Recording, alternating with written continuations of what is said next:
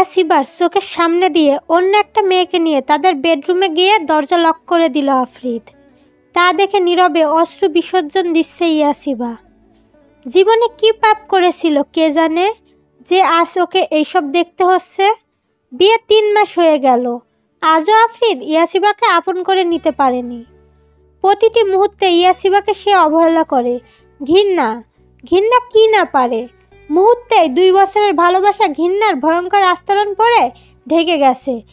ভালোবাসাটা ডুবে গেছে ঘৃণার ডোবায়। তুই আমার রক্ষিতা, বুঝেছিস? সবাই তাই জানে, আর সারা জীবন তাই থাকবি। আমার জীবনে কোনো দিন তোর ঠাঁই হবে না। বিয়ে করেছি শুধু তোকে শাস্তি দেবার জন্য। আর যদি কোনো দিন আমার লাইফে ইন্টারফেয়ার করিস, তোকে একদম মেরে ফেলবো। কথাগুলো বলে এক প্রকার গটগট করে চলে গেল আফরিদ। ফ্লোরে পড়ে অঝোর ধারায় কাঁদছে ইয়াসিবা। একটুও নড়াচড়া করার শক্তি নেই। একটু আগে আফরিদ বেল দিয়ে ইচ্ছে মতো আঘাত করেছে ইয়াসিবার শরীরে, কিন্তু হৃদয়ের ব্যথার কাছে এই ব্যথা কিছুই না। তার হৃদয়টা যে প্রতি মুহূর্তে ক্ষত বিক্ষত হতে থাকে, আর তার একমাত্র কারণ আফরিদ। পুরো নাম আফরিদ চৌধুরী, ডক্টর সে, নিজের হাসপাতাল আছে। দেখতে মাশাআল্লাহ যে কোনো মেয়ের স্বপ্ন পুরুষের মতো। আর ইয়াসিবা হলো তার স্ত্রী। ভাবছেন তো, ইয়াসিবা যদি ওর স্ত্রী হয়ে থাকে তাহলে রক্ষিতা কেন বলল? জানবেন, সব জানবেন আস্তে আস্তে। এই কেমন জীবন দিলে তুমি আমায় খোদা। না পারি বলতে, না পারি সইতে, আর কত সহ্য করবো হে খোদা। আমাকে পথ দেখাও তুমি খোদা, পথ দেখাও। কথাগুলো বলে ডুকরে কেঁদে ওঠে ইয়াসিবা। কাঁদতে কাঁদতে একসময় ফ্লোরেই ঘুমিয়ে পড়ে সে। একটু আগে, প্রায় 1 ঘন্টা পর মেয়েটাকে নিয়ে রুম থেকে বের হয়ে আসলো আফরিদ। মেয়েটা আফরিদের গা ঘেঁষে হেলে দুলে হাঁটছে। এইসব দেখে ইয়াসিবা কাঁদতে কাঁদতে আফরিদকে বলে, আমি জানি আপনি এমন না, তাহলে কেন নিজেকে খারাপ প্রমাণ করতে চান? আমি জানি আপনি এসব আমাকে কষ্ট দেওয়ার জন্য করছেন। ইয়াসিবার কথায় রেগে ফোঁসফোঁস করে উঠল আফরিদ। আফরিদ বলে, সামনে থেকে সরো বলছি। আর আমি তোমাকে দেখানোর জন্য কিছুই করছি না। আমি এইরকমই। So just shut up and leave. না, আমি কোথাও যাব না। আপনি এই মেয়েকে নিয়ে কোথাও যেতে পারবেন না। আমি আপনার স্ত্রী, আর কোনো স্ত্রী তার স্বামীর সাথে কোনো মেয়েকে সহ্য করতে পারে না। কি বললি তুই? তোর এত সাহস আমার সাথে মুখে মুখে তর্ক করিস? চল, আজ তোকে বোঝাবো আমি তোর কে।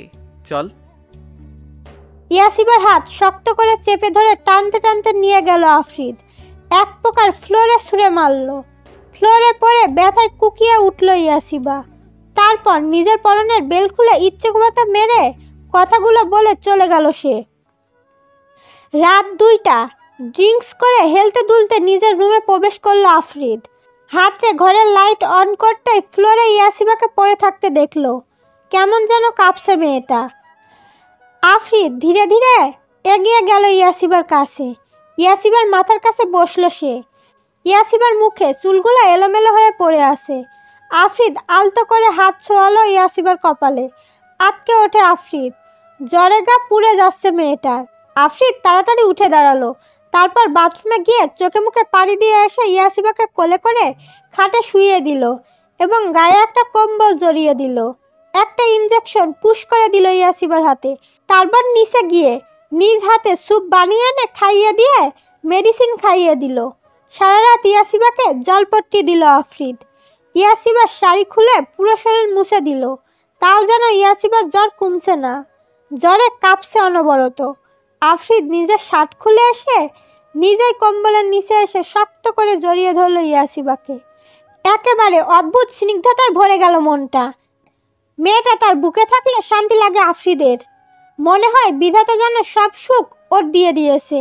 মাথা নিচু করে তাকায় আফরিদ। দেখে ইয়াসিবা আফরিদের শরীরের উষ্ণতা পেয়ে লেপ্টে আসে ওর সাথে। আর একটু শক্ত করে জড়িয়ে ধরল ইয়াসিবাকে নিজের সাথে। কেন ইয়াসিবা, কেন আমার ভালোবাসাকে এইভাবে কেন অপমান করেছিলে সেদিন? কেন? কম তো ভালোবাসা দেইনি আমি? তাহলে না পারি তোমাকে মেনে নিতে, না পারি ছুঁড়ে ফেলে দিতে। যতবার তোমার কাছে যাই আমার সেই দিনের কথাগুলো মনে পড়ে বড্ড কষ্ট হয় জানো। এই বুকটাই, এই যে তোমাকে এইভাবে দেখে আমার কেমন লাগছে বলে বোঝাতে পারবো না। ইচ্ছে করছে নিজেকে শেষ করে দেই, কিন্তু কার জন্য নিজেকে কষ্ট দেব? তার জন্য যে মেয়ে আমাকে ভালোবাসা তো দূরে থাক, আমার ভালোবাসাকে কখনো সম্মানও করেনি। তাকে কিভাবে মেনে নিই আমি, বলো তো? কথাগুলো বলে এক দৃষ্টিতে সেদিকে তাকিয়ে আছে ইয়াসিবার মুখের দিকে। সে কি মায়া! আল্লাহ জানো সব মায়া এই মুখটাই ঢেলে দিয়েছে। এই মুখটা দেখেই তো একসময় প্রেমে পড়েছিল সে, কিন্তু এই মুখটার অধিকারী যে প্রতারক, বিশ্বাসঘাতক। না, আফ্রিদার এই চেহারার মায়ে পড়বে না। কথাগুলো ভাবতে ইয়াসিবাকে ধাক্কা দিতে প্রস্তুত হলো। তারপর কিছু একটা ভেবে ইয়াসিবাকে শক্ত করে জড়িয়ে ধরলো। ঘুমের রাজ্যে পাড়ি জমালো দুজন। দূর থেকে আজানের ধ্বনি ভেসে আসছে। এখনো বাইরে অন্ধকার বলতে গেলে, শীতের মৌসুম, তাই একেবারে অন্ধকার বলতে গেলে। কুয়াশায় চারদিক ঢাকা, কুয়াশায় চারদিক কিছুই দেখা যাচ্ছে না। এই কনকনে শীতে বারান্দার রেলিং ধরে দাঁড়িয়ে আছে ইয়াসিবা। জীবনটা তার বড্ড এলোমেলো। ভালোবাসার মানুষটি কাছে থাকতেও তার থেকে অনেক দূরে সে। মাঝে মাঝে বড্ড অসহায় মনে হয় নিজেকে। জীবনটা তো এরকম ছন্নছাড়া না হলেও পারত। কেন এমনটা হলো? কি দোষ করেছিল সে? আফ্রিদকে তো ভালোই বেসেছিল, এটাই কি তার দোষ? ভাবতেই দুফোঁটা অশ্রু গড়িয়ে পড়ল। এখানে কি করছো? হঠাৎ আফ্রিদের কথায় দ্রুত চোখ মুছে নিল ইয়াসিবা। না, তেমন কিছু না, এমনিতেই ভালো লাগছিল না। এইরকম কনকনে ঠান্ডায় সোয়েটার না পরে কেন এসেছো? এইভাবে এসে অসুখ বাঁধালেই ভাবছো আমি তোমাকে শাস্তি দেব না? সেটা কখনোই হবে না। না, আমি এরকম কখনোই ভাবিনি। আমার ভালো মতো জানা আছে তুমি কি ভাবতে পারো। তুমি শুধু ভাবতে পারো কিভাবে বড়লোক ছেলেদের ফাঁসানো যায়। দাঁতে দাঁত চেপে বলল আফ্রিদ। মুহূর্তে চোখ জোড়া জ্বলে ভরে উঠল ইয়াসিবার। ছলছল নয়নে তাকালো আফ্রিদের দিকে। করুণ সে চাহনি। ইয়াসিবার ছলছল নয়নের করুণ চাহনির তেজ সহ্য করতে পারে না আফ্রিদ। কেমন যেন দুর্বল হয়ে পড়ে সে এই চাহনির ওপরে। তাড়াতাড়ি নিজের চোখ সরিয়ে নিল সে। তা দেখে জলভরা নয়নে হাসল ইয়াসিবা। বলল, আজও আপনি আমার জলভরা নয়নের করুণ চাহনি সইতে সক্ষম আফ্রিদ? চমকে সম্মুখীন তাকায় আফ্রিদ। ছলছল নয়নে তার মায়াবতী যে তার দিকে তাকিয়ে। না, আর একবার দ্বিতীয় ভুল সে কিছুতেই করবে না।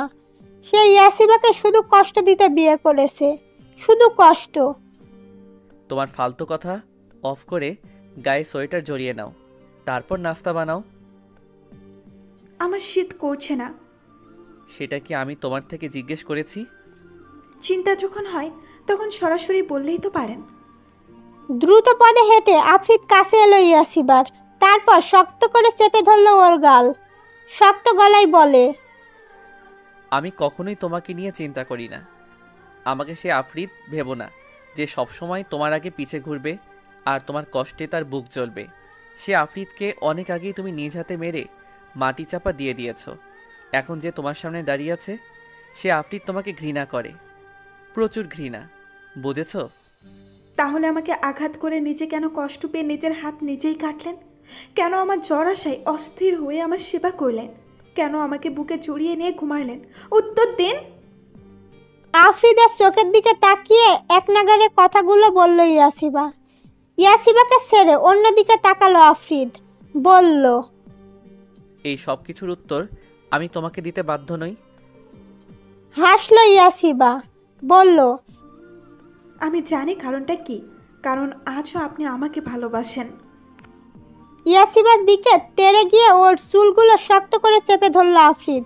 বলে উঠল, ফালতু কথা বলা বন্ধ করো, না হলে এর শাস্তি হবে ভয়াবহ।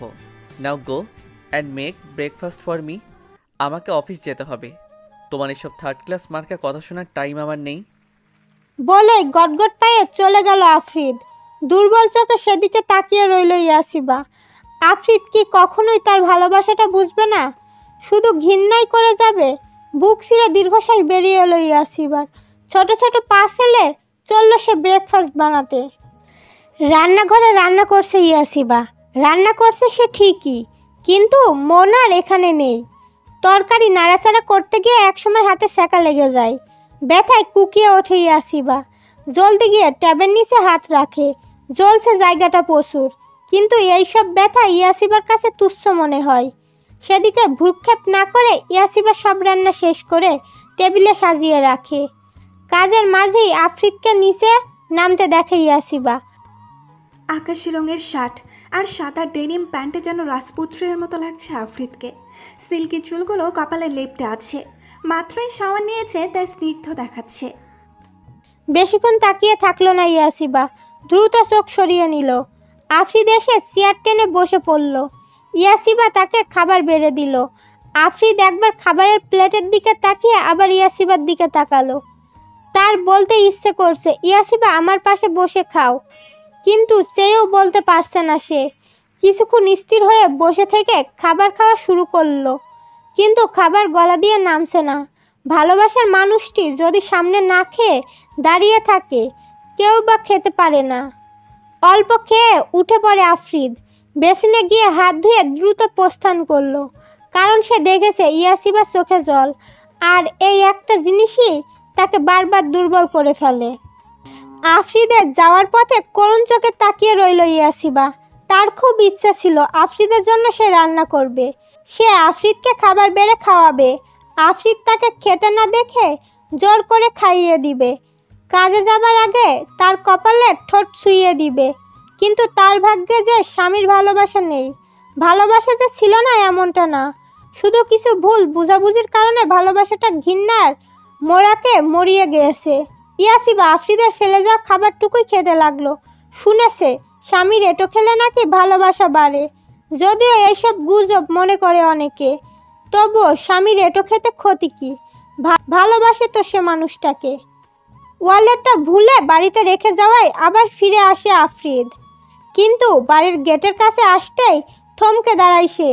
ইয়াসিবা তার এঁটো খাচ্ছে, কিন্তু এইগুলো সে কেন করছে? ইয়াসিবা তো আফ্রিদকে ভালোবাসে না, তবে এইসব কি ভেবে কুল পায় না আফ্রিদ। আর যদি ভালোবেসেই থাকে তাহলে নিজের মুখে কেন স্বীকার করে না সে? কেন স্বীকার করে না সে ওইসব সব মিথ্যে ছিল? শতবার সে জিজ্ঞেস করেছে কি কারণে সে ওই দিন ওই রকম করেছিল, কিন্তু আজও সে বলতে নারাজ।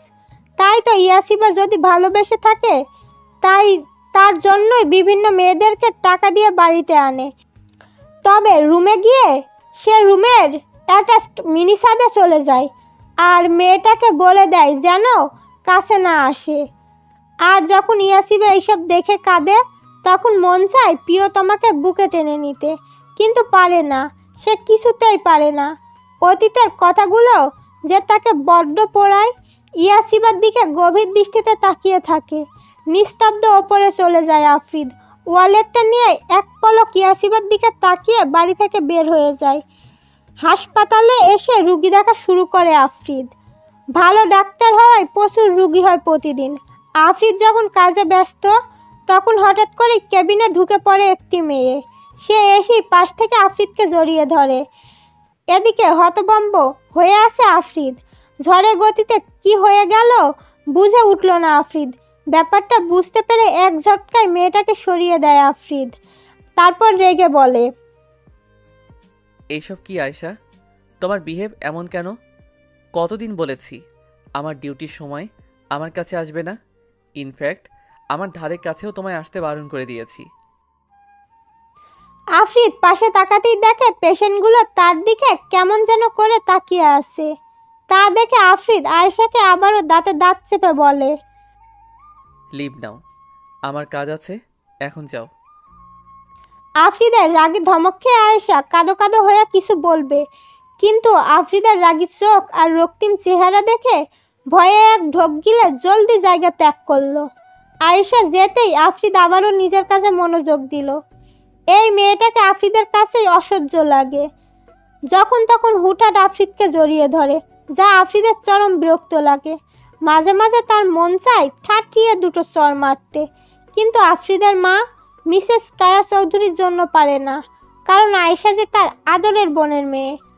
আফ্রিদের ক্যাবিন থেকে বের হয়েই আয়েশা মিসেস কায়া চৌধুরীকে কল দেয়। কি হয়েছে আমার মামুনিটা? খালামণি, তুমি আমাকে কেন এখানে পাঠালে? তোমার ছেলে তো আমার দিকে ফিরেও তাকায় না। কেন, কি করেছে আজ আবার ও?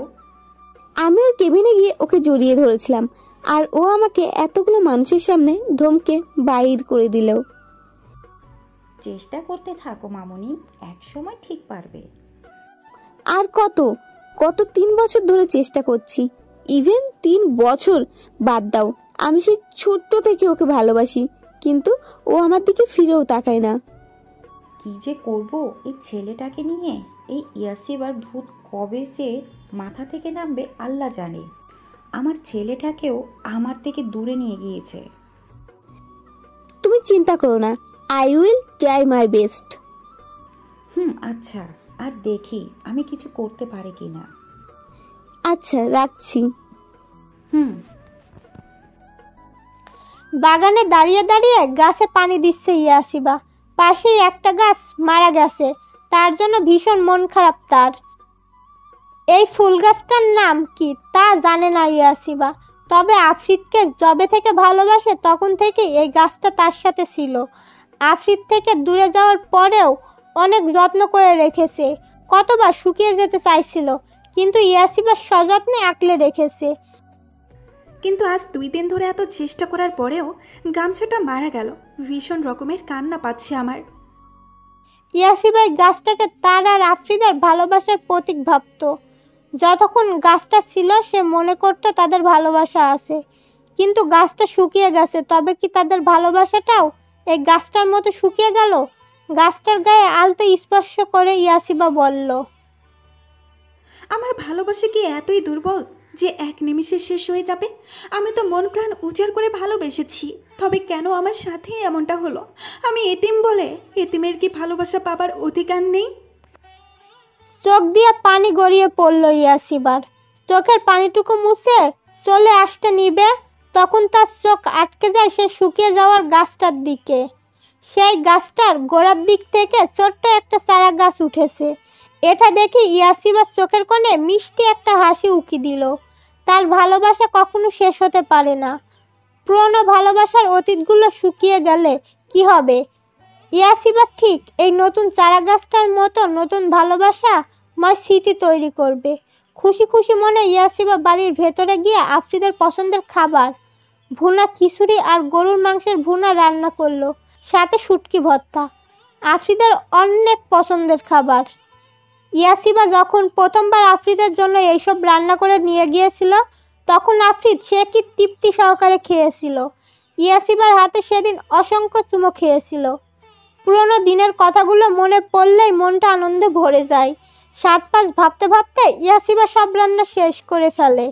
একটু কষ্ট হয়েছে, কারণ সকালে তার হাতটা পুড়ে গিয়েছিল। সেখানে এখন রান্না করতে গিয়ে আগুনের আঁচ লাগায় আবারও জ্বলছে। ঠান্ডা পানিতে হাতটা একটু ভিজিয়ে নিল ইয়াসিবা, এতে যেন একটু শান্তি পেল সে। তারপর এক এক করে সকল খাবার সাজিয়ে রাখলো টেবিলে। ঘড়ির দিকে তাকালো ইয়াসিবা, সেখানে 9টা বাজে। এতক্ষণে তো আফ্রিদের চলে আসার কথা। ইয়াসিবা বসে বসে অপেক্ষা করতে লাগলো। অনেকক্ষণ বসে থাকলো ইয়াসিবা। 10টা, 11টা, 12টা বেজে গিয়েছে, আফ্রিদের আসার খবর নেই। চোখ ভিজে উঠল ইয়াসিবার। টেবিলে মাথা ঠেকিয়ে কাঁদতে লাগলো। আফ্রিদের দেরি হতেই পারে, তবে কি সে একটা ফোন দিতে পারতো না ওর কাছে? এতটাই ঘৃণা ওর জন্য। প্রচণ্ড কষ্ট বুকে নিয়ে কাঁদতে কাঁদতে ঘুমিয়ে পড়ল ইয়াসিবা।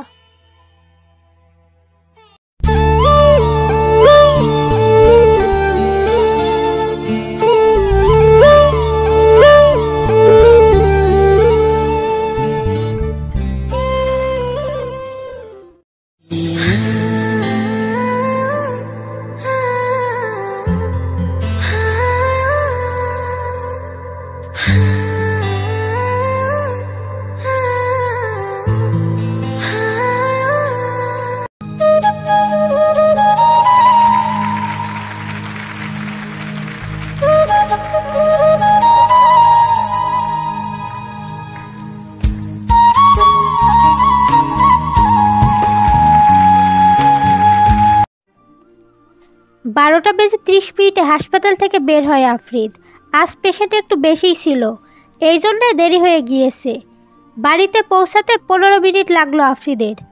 আফরিদের কাছে সবসময় এক্সট্রা চাবি থাকে বাড়ির, তাই কোনো ঝামেলা ছাড়াই নিঃশব্দে বাড়িতে প্রবেশ করলো। কিন্তু বাড়িতে ঢুকেই ওর নজর সবার আগে ডাইনিং টেবিলে পড়ে। সেখানে ইয়াসিবা ঘুমিয়ে আছে। ঘড়ির দিকে তাকালো, তাকিয়ে দেখে 12:50 বাজে। আফরিদ আস্তে করে ইয়াসিবার পাশে গিয়ে দাঁড়ায়। ইয়াসিবার মুখের দিকে তাকিয়ে রইল। এই মুখটা দেখলেই তো তার সব ক্লান্ত দূর হয়ে যায়। কোমরের কাছাকাছি লম্বা ঘন চুল, মায়াবী মুখ, হরিণী চোখের অধিকারিণী, সেই চোখে কাজল টানা, গোলাপি ঠোক যুগল, বাঁ পাশের গালে ছোট্ট একটা তিল, কপালেও একটা তিল আছে। ভালোবাসার মানুষটির এই আদরি রূপে তো আফরিদ কতবার ঘায়েল হয়েছে তা তার নিজেরও জানা নেই। হঠাৎ ইয়াসিবার চোখে জল দেখে থতমত খেয়ে যায় আফরিদ।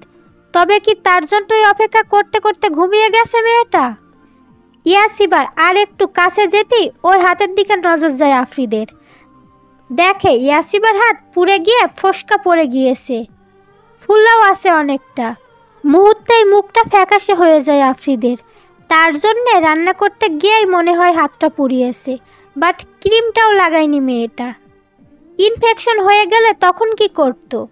এতটা কেয়ারলেস কেন মেয়েটা? আর কেনই বা এত কিছু করছে সে? কেন এত ভালোবাসা দেখাচ্ছে ভেবে পায় না আফরিদ। ইয়াসিবার দিকে মায়াভরা দৃষ্টিতে তাকায় আফরিদ, তারপর আস্তে করে ইয়াসিবাকে কোলে তুলে নেয়। আর এদিকে ইয়াসিবার ঘুম অনেক হালকা, যার কারণে সে জেগে যায়। হালকা চোখ মেলে সে দেখে আফরিদ তাকে কোলে নিয়ে হাঁটছে। ইচ্ছে করেই চোখ দুটো বন্ধ করে নেয় ইয়াসিবা। হোক না কিছু মিথ্যে অভিনয়, যেই অভিনয় করে প্রিয় মানুষটির ভালোবাসাময় ছোঁয়া পাওয়া যায়। ইয়াসিবাকে নিয়ে রুমে এসে বিছানায় শুয়ে দেয় আফরিদ। হাতটার অবস্থা অনেক খারাপ, মেডিসিন লাগাতে হবে।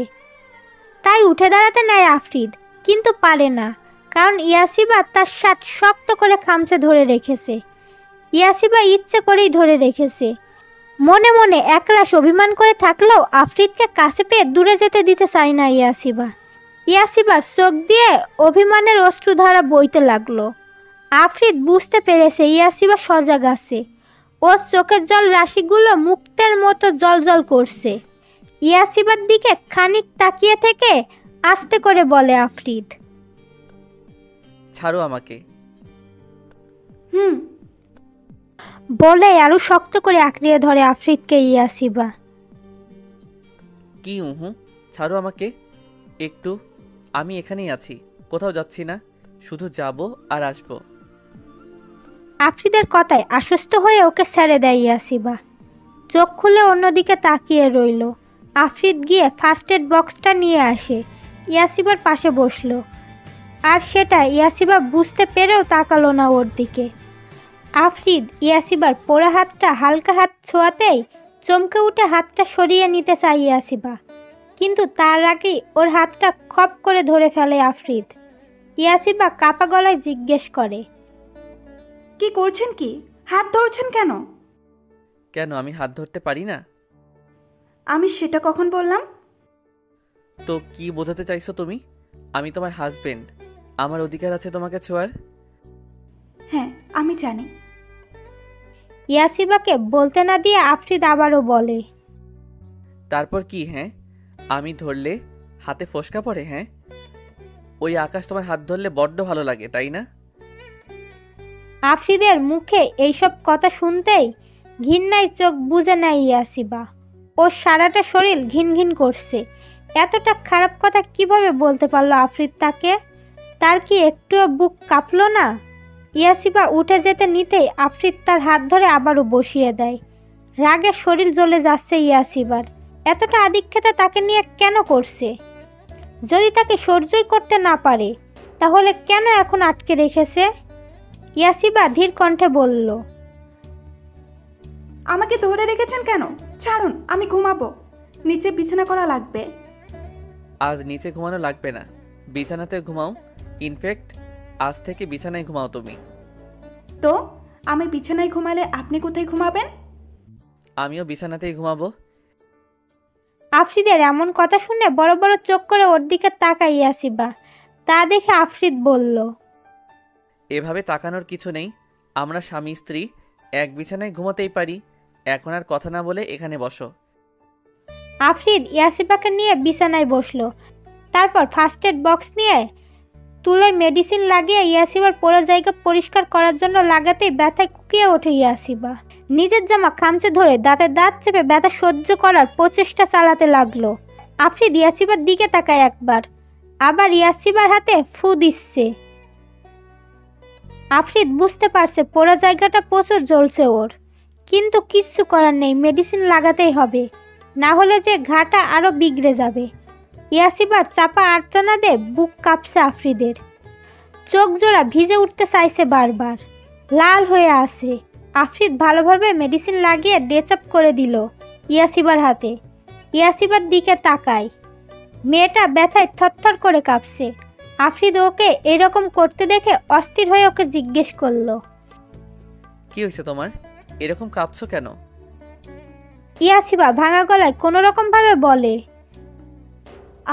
আমার মাথা ঘোরাচ্ছে। কথাটা শুনে আর এক মুহূর্ত অপেক্ষা না করে আফরিদ দু হাতে ইয়াসিবাকে জড়িয়ে ধরে।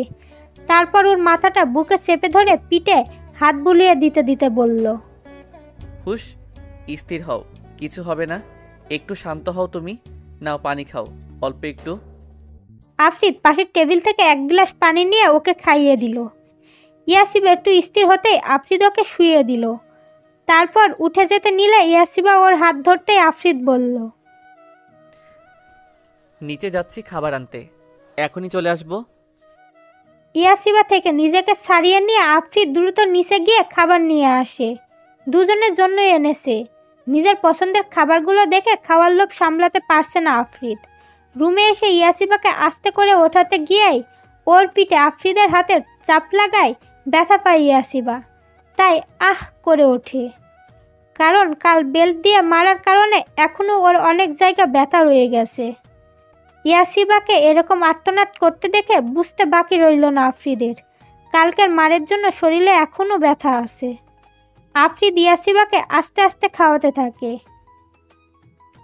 সাথে নিজেও খাচ্ছে। খাওয়া দাওয়া শেষে প্লেটগুলো সরিয়ে রাখে আফরিদ। ইয়াসিবা বালিশে হেলান দিয়ে বসে আছে চোখ বুজে। আফরিদ হাতে মলম নিয়ে ইয়াসিবার কাছে আসলো। ওর কেমন যেন অস্বস্তি লাগছে। কাল তো ইয়াসিবার জ্ঞান ছিল না, তাই ওর শাড়ি খুলে সারা শরীর মুছে দিয়েছিল, কিন্তু আজ কিভাবে বলবে সে? আর ইয়াসিবার পক্ষেও মলমটা পিঠে লাগানো সম্ভব না। কি মনে করবে ইয়াসিবা? ধুর, কি মনে করবে? আফরিদের স্বামী, আর স্বামী নিজের স্ত্রীর সেবা করতেই পারে। আফরিদ ইয়াসিবাকে ডাকে, ইয়াসিবা, একটু এদিকে ফিরে বসো আর কামিজটা খুলো। আফরিদের কথাই চকিত নয়নে তাকায় ইয়াসিবা। মানে এত ভোল্টেজে শক লেগেছে ওর নিজেই বলতে পারবে না। ইয়াসিবাকে এইরকম আচরণ করতে দেখে আফরিদ নিজেরও কেমন যেন লাগছে। সে ইতস্তত গলায় বলে, এরকম করার কিছু নেই, তোমার পিঠের আঘাতগুলোতে এই মলমটা লাগাবো স্রিফ। আফরিদের কথায় একটা দীর্ঘশ্বাস ফেলে ইয়াসিবা। শরীরের আঘাতগুলোতে মলম লাগিয়ে তো সারিয়ে দিতে পারবে আফরিদ, কিন্তু ওর মনের আঘাতগুলো কি পারবে সারাতে? তাচ্ছিল্য হেসে ইয়াসিবা বলল, তার কোনো দরকার নেই, আপনি ঘুমিয়ে পড়ুন, অনেক রাত হয়ে গিয়েছে। আফরিদের প্রচুর রাগ লাগলো কথাটা শুনে। সে ধমকে বলল, বেশি মাতব্বরি কে করতে বলেছে তোমাকে? যা করতে বলেছি করো। আফরিদের ধমকে কেঁপে ওঠে ইয়াসিবা। ভীতু চোখে একবার তাকায় আফরিদের দিকে, দেখে আফরিদ ওর দিকে রাগি চোখে তাকিয়ে আসে। ভয়ে ইয়াসিবা একটানে কম্বলটা নিয়ে নিজেকে মুড়িয়ে ফেলে পা থেকে মাথা অবধি। এদিকে ইয়াসিবাকে এমন কাণ্ড করতে দেখে আফরিদ খানিক স্তব্ধ চোখে তাকিয়ে রইল। তারপর নিঃশব্দে হেসে দিল, বিড়বিড় করে বলল, পাগলিটা আজও আমার রাগী চোখ দেখে এতটা ভয় পায়। ওয়াশরুমে গিয়ে স্থির হয়ে আসে ইয়াসিবা। গাল দুটো লাল হয়ে ফুলে উঠেছে লজ্জায়। আফরিদ তাকে ধমকে ওয়াশরুমে পাঠিয়েছে, বলেছে কামিজটা চেঞ্জ করে আসতে, পিঠে মেডিসিন লাগাবে সে। কিন্তু ওয়াশরুমে এসে সে টাওয়ালটা গায়ে জড়িয়ে এখন লজ্জায় লাল নীল হয়ে বসে আছে ইয়াসিবা। নিজের কাছেই নিজের লজ্জা লাগছে তার। তাহলে আফ্রিদের কাছে যাবে কিভাবে ভেবে পাচ্ছে না ইয়াসিবা, তাই থ মেরে বসে আছে। অনেকক্ষণ যাবৎ অপেক্ষা করেও ইয়াসিবাকে আসতে না দেখে কপালে সূক্ষ্ম ভাঁজ পড়ে আফ্রিদের। মেয়েটা এতক্ষণ করছেটা কি ভেবে পাচ্ছে না সে। বিছানা ছেড়ে উঠে দাঁড়ায় আফ্রিদ, তারপর ওয়াশরুমের সামনে গিয়ে দরজা নক করে বলল, ইয়াসিবা, কি হয়েছে তোমার? আর কতক্ষণ লাগবে? অনেক রাত হয়েছে, মেডিসিন লাগিয়ে ঘুমাতেও হবে। এমনিতেও তোমার শরীরটা ভালো নেই। ইয়াসিবা। আফ্রিদের ডাকে কেঁপে ওঠে ইয়াসিবা, তারপর আস্তে করে জবাব দেয়, আপনি যান, আমি আসছি। জলদি এসো।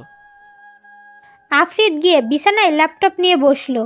এদিকে খানিক বাদে বের হয়ে আসে ইয়াসিবা, গায়ে টাওয়াল জড়ানো। ওই যে লম্বা কোটের মতো এক ধরনের টাওয়াল থাকে না, মনে হয় বাথরাব বলে, ওটাকে। তারপরেই বের হয়ে আসে। গুটি গুটি পায়ে গিয়ে আফ্রিদের সামনে দাঁড়ায়। আর আফ্রিদ তো হা করে তাকিয়ে আছে।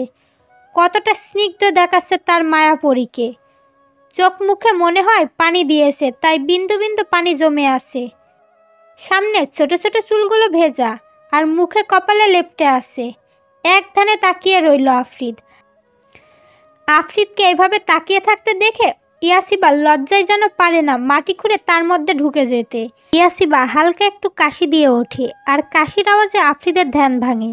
তারপর বলে, এখানে এসে বসো।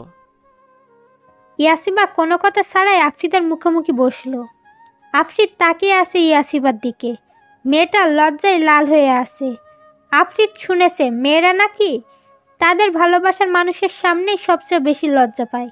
তাহলে ইয়াসিবাও তাকে ভালোবাসে। আফ্রিদ ইয়াসিবার প্রতিটা কাজে নিজের জন্য অসীম ভালোবাসা খুঁজে পায়। তবে পুরনো সেসব কি মিথ্যা ছিল? হ্যাঁ, মিথ্যেই, সব মিথ্যে। আফ্রিদ ইয়াসিবার চোখে নিজের জন্য ভালোবাসা খুঁজে পায়, অসীম ভালোবাসা। আফ্রিদকে সব সত্যি খুঁজে বের করতে হবে। অতীতে কি হয়েছিল সব জানতে হবে। 3 বছর আগে যে ভুলটা করেছিল আবারও সেই একই ভুল সে করতে পারবে না। শুধু মানুষের মুখের কথায় আর ভুলবে না আফ্রিদ। এইবার নিজেই সব সত্যি বের করবে। ইয়াসিবার বাহু ধরে নিজের কাছে নিয়ে আসে আফ্রিদ। ইয়াসিবা চকিত দৃষ্টিতে তার দিকে তাকিয়ে। আফ্রিদ মনে মনে হালকা হাসলো। ইয়াসিবার গালে হালকা করে নিজের হাত ছোঁয়ায়। কেঁপে ওঠে ইয়াসিবা। ওর হাত দুটো আফ্রিদের কাঁধে থাকায় আফ্রিদের কাঁধ খামচে ধরে। আফ্রিদ ইয়াসিবার গালের চুলগুলো কানের পিছে গুজে দেয়। চোখ নামিয়ে নেয় ইয়াসিবা। আফ্রিদের দিকে তাকানোর সাহস নেই তার। আফ্রিদ উঠে দাঁড়ায়, তারপর ঘরের লাইট নিভিয়ে দেয়। ইয়াসিবা আফ্রিদকে ঘরের লাইট নিভাতে দেখে জিজ্ঞেস করে, লাইট নিভাচ্ছেন কেন? ইয়াসিবার কথায় বাঁকা হাসে আফ্রিদ, বলে, তো আমার সামনে এত আলোর মাঝে নিজের উন্মুক্ত পিঠে মলম লাগাতে চাও? অবশ্য তাতে আমার কোনো সমস্যা নেই। তুমি লজ্জা না পেলে আমি লাইট জ্বালিয়ে দিচ্ছি। ইয়াসিবা দ্রুত জবাব দেয়, না না, ঠিক আছে, লাইট জ্বালানোর দরকার নেই। আফ্রিদ হালকা হেসে ইয়াসিবার পাশে এসে বসে। ঘর ততটাও অন্ধকার না। বেলকনি দিয়ে বাগানের লাইট জ্বলানো সেই আলো আসছে। প্রায় স্পষ্ট সব দেখা যাচ্ছে। আফ্রিদ ইয়াসিবাকে ঘুরিয়ে বসিয়ে দেয়। এখন ইয়াসিবার পিঠ আফ্রিদের বুক বরাবর। আফ্রিদ পেছন থেকে ইয়াসিবার কোমরের পাশ দিয়ে হাত দিয়ে ওর পিঠের কাছে ফিতাটা খুলে দেয়। ইয়াসিবা চোখ খিচ্ছে বন্ধ করে আছে।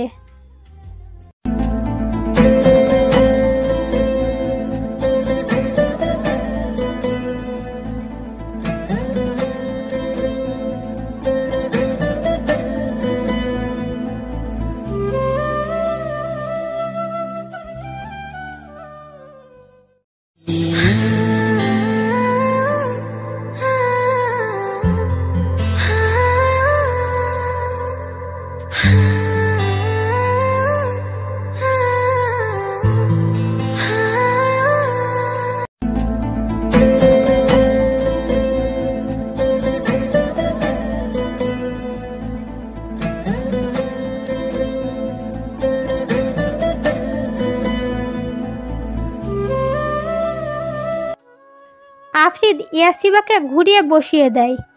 এখন ইয়াসিবার পিঠ আফরিদের বুক বরাবর। আফরিদ পেছন থেকে ইয়াসিবার কোমরের পাশ দিয়ে হাত দিয়ে ওর পিঠের কাছে ফিতাটা খুলে দেয়। ইয়াসিবা চোখ খিচ্ছে বন্ধ করে আসে। ফিতাটা খোলার পর ওর কাঁধ থেকে আস্তে আস্তে বাথরাবটা নামিয়ে দেয় আফরিদ। ইয়াসিবা জোরে জোরে নিঃশ্বাস নিচ্ছে। ইয়াসিবার উন্মুক্ত পিঠ আফরিদ পুরো স্পষ্ট দেখতে পাচ্ছে বাগানের লাইটের আলোতে। ইয়াসিবা চুলগুলো ঘাট থেকে সরিয়ে দেয়। ইয়াসিবা কেঁপে উঠে বিছানার চাদর খামচে ধরে। এক অদ্ভুত ভালো লাগে ছেয়ে যাচ্ছে ইয়াসিবার হৃদয়। আফরিদ ঘোল লাগা দৃষ্টিতে তাকিয়ে আছে। ইয়াসিবার পিঠের কালো তিলটায় আফরিদকে প্রচুর টানছে। মন চাচ্ছে একটু ছুঁয়ে দিতে, কিন্তু আবারও পিঠের মারের দাগগুলো দেখে বুকটা কষ্টে ছেয়ে যাচ্ছে। ইস, তার জন্যই এসব হয়েছে। আফরিদ নিজের মনকে আর বাধা দিল না। ভালোবাসে তো সে এই মেয়েটাকে, আর ইয়াসিবাও তাকে ভালোবাসে, তা সে খুব ভালোভাবেই জানে এখন। আফরিদ ইয়াসিবার পিঠে নিজের ঠোঁটের উষ্ণ স্পর্শ দিতে থাকলো ছোট ছোট করে। এদিকে ইয়াসিবার জান যায় অবস্থা। আফরিদ একই করছে অসহ্য সুখে সে তো মরেই যাবে। আচ্ছা, আফরিদ কি মন থেকে তার কাছে আসছে, নাকি ঘোরের মাঝে এসে এসব করছে? কথাটা ভাবতেই নিজের বাথরাবটা নিজের শরীরে জড়িয়ে আফরিদের দিকে ঘুরে বসে ইয়াসিবা। এদিকে ইয়াসিবাকে এমন করতে দেখে আফরিদ নিশ্চুপ দৃষ্টিতে তাকিয়ে আছে। ইয়াসিবা কাপা গলায় বলল, আপনি আসলে কি? আফরিদ বুঝতে পারছে ইয়াসিবা কি বলতে চাইছে। ইয়াসিবা তার এহেম বিহেভে একটু শক খেয়েছে। আফরিদ নেশা ধরা গলায় বলল, আমি জানি তুমি কি ভাবছো। আমি কোনো ফর্মালিটিস পছন্দ করি না। আমি তোমার স্বামী। আমি আর তোমাকে নিজের মতো করে ভালোবাসার অধিকারও আমার আছে। তুমি কি আমায় সেই অধিকার দিবে না? আফরিদের কথা ইয়াসিবার চোখে পানি চলে আসলো। তবে কি আফরিদ তাকে ক্ষমা করে দিয়েছে? তাকে বিশ্বাস করেছে যে আগের কোনো কিছু ইয়াসিবা ইচ্ছে করে করেনি? ইয়াসিবা ধরা গলায় বলল, আপনি আমার স্বামী। আমাকে ভালোবাসা, শাসন করার সব কিছুর অধিকারই আপনার আছে। তারপর আবার আফরিদের হাত দুটো ধরে বলে, আপনি শুধু আমাকে ভালোবাসুন আর বিশ্বাস করুন। আমি সত্যি বলছি, ওইসব আমি ইচ্ছে করে কিচ্ছু করিনি। আপনাকে আমি অনেক ভালোবাসি। আপনি ছাড়া অন্য কারো কাছে যাওয়া কল্পনাও করতে পারি না আমি। ইয়াসিবা হু হু করে কেঁদে দিল। আফরিদ ইয়াসিবার চোখে পানি দেখে আফরিদের নিজেরও চোখে পানি চলে এসেছে। না, এই মেয়েটা কখনোই তাকে ঠকাতে পারে না। আফরিদ ইয়াসিবাকে হ্যাঁচকা টানে নিজের বুকে নিয়ে আসে। তারপর ইয়াসিবার মাথাটা নিজের বুকে চেপে ধরে। হুশ, আর কেঁদো না। আমি আর তোমাকে কষ্ট দিব না। আমি তোমাকে বিশ্বাস করি ইয়াসিবা, আর অনেক ভালোবাসি। কিন্তু কি কারণে তুমি 3 বছর আগে সেসব করেছিলে বলো আমাকে ইয়াসিবা। ইয়াসিবা কাঁদতে কাঁদতে বলে, আমি বলতে পারবো না আপনাকে। আমাকে মাফ করুন। এই কথাটা না হয় অজানাই থাক। এটা আমাকে বলবেন না প্লিজ। আফরিদ বুঝতে পারল এর পেছনে অনেক বড় একটা কারণ আছে, যেটা ইয়াসিবা বলতে চাচ্ছে না। আফরিদ আর জোর করল না ইয়াসিবাকে। মেয়েটা এমনিতেই অসুস্থ। আফরিদ ইয়াসিবার মাথায় হাত বুলিয়ে দিতে লাগলো। বলল, হুশ, আর কাঁদবে না। আজ থেকে তোমার চোখে আমি আর পানি আসতে দিব না। তোমাকে এতটা ভালোবাসা দিব যে তুমি আগের সব বিষাক্ত স্মৃতি ভুলে যাবে। ইয়াসিবাকে অনেক বুঝিয়ে শুনিয়ে স্থির করে ওর পিঠে মেডিসিন লাগিয়ে দিল। তারপর নিজে শুয়ে ইয়াসিবাকে বুকে টেনে নিয়ে ওর মাথায় হাত বুলিয়ে দিতে লাগলো। ইয়াসিবা আজ খুশিতে আত্মহারা। ওর কতদিনের মনের আশা পূরণ হলো। নিজের ভালোবাসার মানুষটি তার স্বামী হবে, আর তার বুকে মাথা দিয়ে সে নিশ্চিন্তে ঘুমাবে। আজ সে শান্তিতে ঘুমাবে। এই বুকটাই যে তার চিরশান্তির স্থান। ইয়াসিবা চোখ বুজে আফরিদকে আরও জোরে আঁকড়ে ধরল। আফরিদও ইয়াসিবার কপালে চুমো খেয়ে চোখ বুজে ঘুমানোর চেষ্টা করতে লাগলো। সেও ঘুমাবে অনেক দিন পর। আজ মনটা অনেক হালকা লাগছে তার। আজ সে সুখী, পৃথিবীর বুকে চিরসুখী। সকালেই কারো মিষ্টি রাখে ঘুমো ঘুমো চোখ দুটো মেলে তাকায় ইয়াসিবা। পরক্ষণে সামনের মানুষটাকে দেখেই তার চেহারায় যেন একটা প্রাপ্তির হাসি ফুটে উঠল। আজ কতটা দিন পর সে আগের আফরিদকে দেখতে পারছে। ইয়াসিবাকে নিজের দিকে এইভাবে তাকিয়ে থাকতে দেখে আফরিদ কিঞ্চিৎ হাসল। তারপর আলতো করে ইয়াসিবার গাল স্পর্শ করল। ইয়াসিবা আবেশে চোখ বুজে নিল। এই মানুষটার এই আলতো হাতের স্পর্শটাও যে ইয়াসিবাকে স্বর্গের সুখ প্রদান করে তা কি সে জানে? আমার ঘুমকুমারী, উঠবেন না?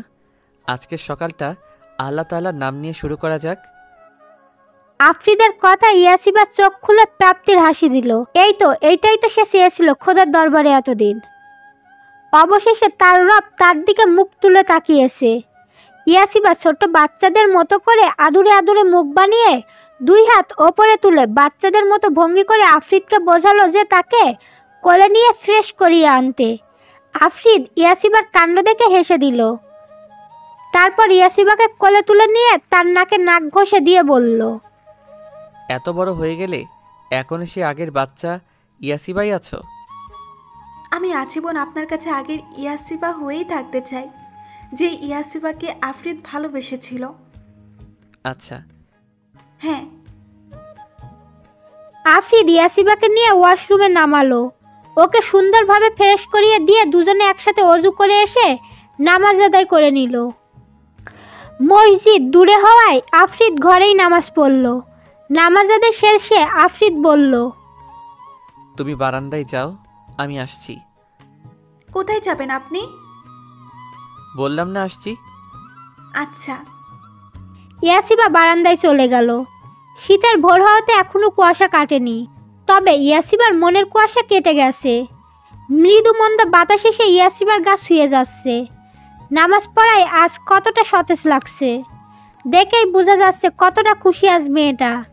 ইয়াসিবার চুলগুলো সারা বিধায় কিছুক্ষণ পর পর হালকা করে দুলে উঠছে, আর উঠছে ইয়াসিবার শাড়ির আঁচল।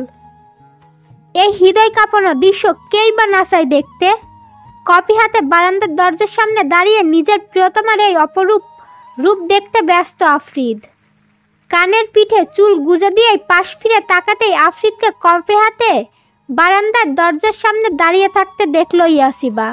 ইয়াসিবা আফরিদের কাছে গিয়ে আস্তে করে বলল, এখানে দাঁড়িয়ে আছেন কেন? নিজের প্রিয়তমাকে প্রেমের সিক্ততায় আড়ষ্টতা নিয়ে দেখছিলাম। ঘোরমাখা কণ্ঠ আফরিদের। আর আফরিদের এই কথাই যেন এক ভয়ঙ্কর মাদকতা উপলব্ধি করতে পারল ইয়াসিবা। সারা শরীর জুড়ে যেন তার ভালোবাসার এক অজানা বাতাস বয়ে গেল। চোখ বুজে ফেলল সে, কিন্তু খানিক বাদে আচমকা তাকে আফরিদ পাজাকলা তুলে নেওয়াতে ঘাবড়ে গিয়ে তার গলা জড়িয়ে ধরল। আচমকা আফরিদ এমন করবে ভাবতেও পারেনি সে। আসলে আফরিদ ইয়াসিবাকে চোখ বুজে থাকতে দেখে পাশের টেবিলে কফির মগ দুটো রেখে ওকে কোলে তুলে নেয়। ইয়াসিবাকে নিয়ে আফরিদ ডিভানে বসলো। ইয়াসিবাকে কোলে নিয়ে সে কফির মগ দুটো নিল। তারপর দুজনে কফি পান করে সকালের ভোরের আবহাওয়া উপভোগ করতে লাগলো। ইয়াসিবা কফি শেষ করে বসে আছে। আফরিদ ভুরু কুঁচকে তাকিয়ে আছে। সে ভেবে পায় না একটা মেয়ে এতটা গরম কফি কিভাবে খেতে পারে, যেখানে আফরিদ ছেলে হয়েও পারে না। আফরিদকে এইভাবে তাকিয়ে থাকতে দেখে ইয়াসিবা বলে, কি হয়েছে, এভাবে তাকিয়ে আছেন কেন? দেখছি তোমায়।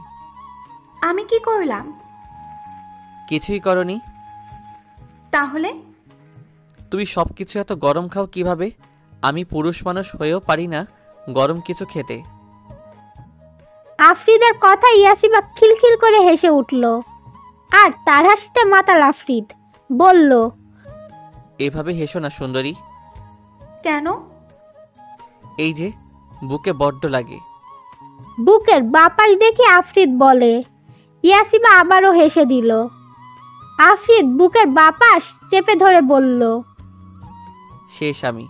ওগোবোর মায়াবী কন্যা, এইবার তো হৃদয়টা বুঝি আপনার এই হাসির ঝঙ্কারের এই তীরে ছিন্ন ভিন্ন হয়ে গেল। ইয়াসিবা হেসেই বলল, কি হয়েছে আপনার? ভয়ানক এক অসুখ। কিসের অসুখ? ভালোবাসাময় অসুখ। এখন আমি কি করতে পারি আপনার জন্য? কিছু না মায়াবতী, শুধু একটু অমৃত পান করিয়ে স্বর্গীয় সুখে রাজ্যের আংশিক দেখা দিন আমায়। নেশে জড়ানো কণ্ঠ আফ্রিদের। আফ্রিদের এই নেশে জড়ানো কণ্ঠের আবদারটা কিসের তা ইয়াসিবা ভালোই বুঝতে পারল। মুহূর্তেই লজ্জায় ইয়াসিবার গাল দুটো ফুলে উঠল। ইয়াসিবা আফ্রিদের কোল ছেড়ে উঠে দাঁড়াতে দিলেই আফ্রিদ তার হাত চেপে ধরেই করুণ গলায় বলল, রূপবতী চলে গেলে যে ব্যথাটা আরও বেড়ে যাবে। তোমার ওই ওষ্ঠদয়ের আলতো ছোঁয়ায় আমার এই ব্যথিত হৃদয়টা ভালো করে দাও। ইয়াসিবা লজ্জায় জুবুথুবু হয়ে বসে রইল। লোকটা কি জানে না যে তার রূপবতীর যে অনেক লজ্জা? এত লজ্জা পেরিয়ে সে কিভাবে? ইস, আর ভাবতে পারছে না ইয়াসিবা। তবুও কাপা গলায় বলল, আপনার রূপবতীর উষ্ঠদয়ের ছোঁয়া আপনি নিজেই নিয়ে নিন না। আপনার প্রিয়তমার যে বড্ড লজ্জা। এভাবে বললে যে আরও কিছু পাবার তৃষ্ণা বেড়ে যায়। ইয়াসিবা আফ্রিদের ঠোঁট চেপে ধরল ওর কথায়। আফ্রিদ ইয়াসিবার হাতের তালুতে চুমো খেলো। কেঁপে উঠল ইয়াসিবা। আফ্রিদ ইয়াসিবার কোমর জড়িয়ে ধরে টেনে নিজের বুকের মধ্যখানে নিয়ে আসলো। ইয়াসিবা নিজের দৃষ্টি এখনো নিচের দিকে আবদ্ধ করে রেখেছে। লাজুকলতা, তাকাবে না? হুম। কেন তাকাও না? আমি যে তাকাতে পারবো না। আপনার এই মাতাল করা চাহনি যে আমার ভেতরটা বড্ড এলোমেলো করে দেয়। প্রচণ্ড মিলিয়ে যাওয়া গলায় আস্তে আস্তে করে বলল ইয়াসিবা। ভালোবাসি ইয়াসিবা। আফ্রিদের মুখে যতবার এই ভালোবাসি কথাটা শোনে ততবার ইয়াসিবা তার হৃদয়টাই একটা সুখের রাজ্যের দেখা পায়। ইয়াসিবা চোখ তুলে তাকাতেই আফ্রিদের তীপ্ত ওষ্ঠদয়ের তীব্র ছোঁয়া নিজের ওষ্ঠজোড়ায় পেল। মুহূর্তে আফ্রিদের আরো কাছে এসে এক হাতে ওর পিছনের চুলগুলো, অন্য হাতে ওর বুকের কাছে শার্টটা খামচে ধরল। দীর্ঘ 3 বছর 7 মাস পরে ভালোবাসাময় আবেগের মাখামাখি দুজন। গভীর একটা প্রেমসিক্ত চুম্বন শেষ করে আফ্রিদ ইয়াসিবাকে ছেড়ে দেয়। ইয়াসিবা দ্রুত নিজের লজ্জারাঙা মুখটা লোকাতে আশ্রয় নিল তার স্বামীর বুকের মাঝখানটায়। আফ্রিদ ইয়াসিবার চুলগুলো একপাশে সরিয়ে দিল। আফ্রিদের ঠান্ডা হাতের ছোঁয়ায় আরো মিলিয়ে গিয়ে মিশে গেল আফ্রিদের বুকে সে। আফ্রিদ ইয়াসিবার ঘাড়ে গাঢ় এক চুমো খেলো। ইয়াসিবা আলতো করে উফ করে শব্দ করে উঠল।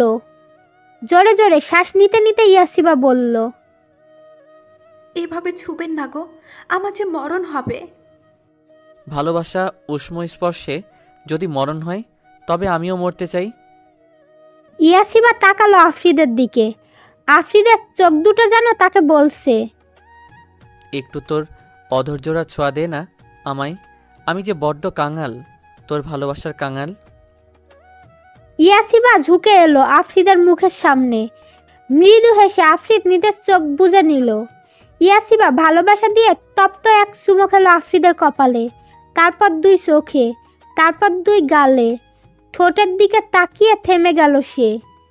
ওকে থামতে দেখে আফ্রিদ চোখ বন্ধ অবস্থায় বলে উঠল,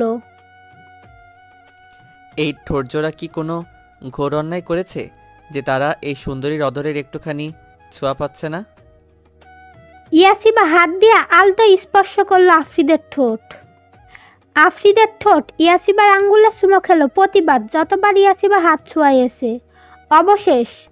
অবশেষে ইয়াসিবা সময় নিয়ে গভীর এক চুমো খেলো আফ্রিদের ঠোঁটে।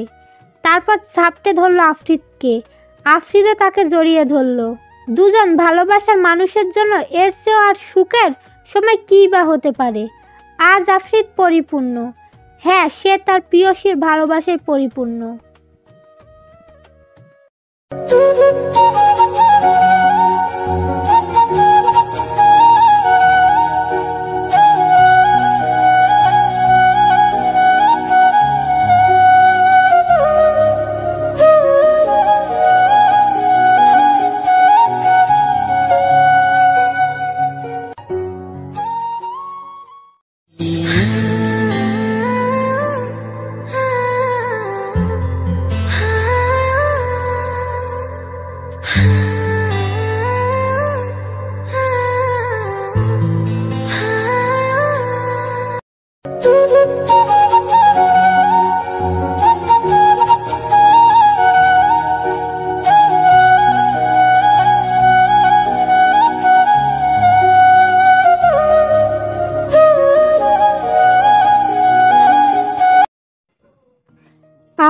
হাসপাতালে যাবে, তাই রেডি হয়ে নিচে নেমে আসলো। আজ সার্ভেন্টরাই রান্না করেছে। খানিক বাদে ইয়াসিবাও নিচে নেমে আসলো। আফরিদ ইয়াসিবার দিকে তাকালো। মেয়েটা কালো একটা সালোয়ার স্যুট পরেছে, সাথে ম্যাচিং ইয়াররিংস আর হালকা সাজ। এতেই যেন মহারাজ্যের রাজকন্যা লাগছে তাকে। ইয়াসিবা আর চোখে একবার তাকালো আফরিদের দিকে। লোকটা তাকে দেখছে, এক ধ্যানে তাকিয়ে আছে। ইয়াসিবা এখনও চোখ তুলে তাকাতে পারছে না আফরিদের দিকে। সকালের কথা মনে পড়লেই লজ্জায় ওর শরীরের লোম দাঁড়িয়ে যায়। আফরিদ এগিয়ে এসে হাত বাড়ালো ইয়াসিবার দিকে আর বলল, মাই বিউটিফুল ওয়াইফি, ক্যান আই? ইয়াসিবা হেসে আফরিদের হাত ধরল। আফরিদ তাকে চেয়ারে বসিয়ে নিজেও বসলো। তারপর এক প্লেটে খাবার বেড়ে নিজে খেলো, সাথে ইয়াসিবাকেও খাইয়ে দিল। খাওয়া দাওয়া শেষে দুজন বেরিয়ে গেল। আফরিদ গেল তার হাসপাতালে আর ইয়াসিবা গেল তার ভার্সিটিতে। আফরিদের হাসপাতাল আর ইয়াসিবার ভার্সিটি পাশাপাশি, যেতে মাত্র 2 মিনিট সময় লাগে। ইয়াসিবা ভার্সিটিতে পৌঁছাতেই কোথা থেকে যেন আবিয়া দৌড়ে এসে ঝাপটে ধরল ওকে। এতে ইয়াসিবা 2 কদম পিছিয়ে গেল। আবিয়া লাফাচ্ছে রীতিমতো। দোস্ত দোস্ত, আজ কতদিন পর তুই এলি। I am so happy. Yasiba বহু কষ্টে আবিয়াকে সারিয়ে বলল, কেন হ্যাপি? আমাকে কি জীবনেও দেখিস নাই? এরকম করে বলছিস কেন? ও তো পাগল ছাগল কোথায়কার। পিছন থেকে ইবাদের কথাই হেসে ফেলল ইয়াসিবা। ইবাদ এবার ইয়াসিবাকে বলল, কেমন আছিস? আলহামদুলিল্লাহ, তুই? আমি ভালো কেমনে থাকি? তুই 2 দিন ছিলি না, এ পাগলকে সামলাইতে আমার বেহাল। ইবাদের কথায় আবিয়া খেপে গেল।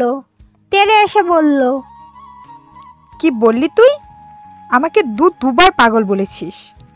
শয়তান ছেলে, আজ তোর চুল ছিঁড়ে ফেলবো। আর এক মুহূর্ত না থেমে আবিয়া ইবাদের চুল ধরে টানতে লাগলো। আর ইবাদও কম যায় না, সেও আবিয়ার চুল ধরে টানতে লাগলো।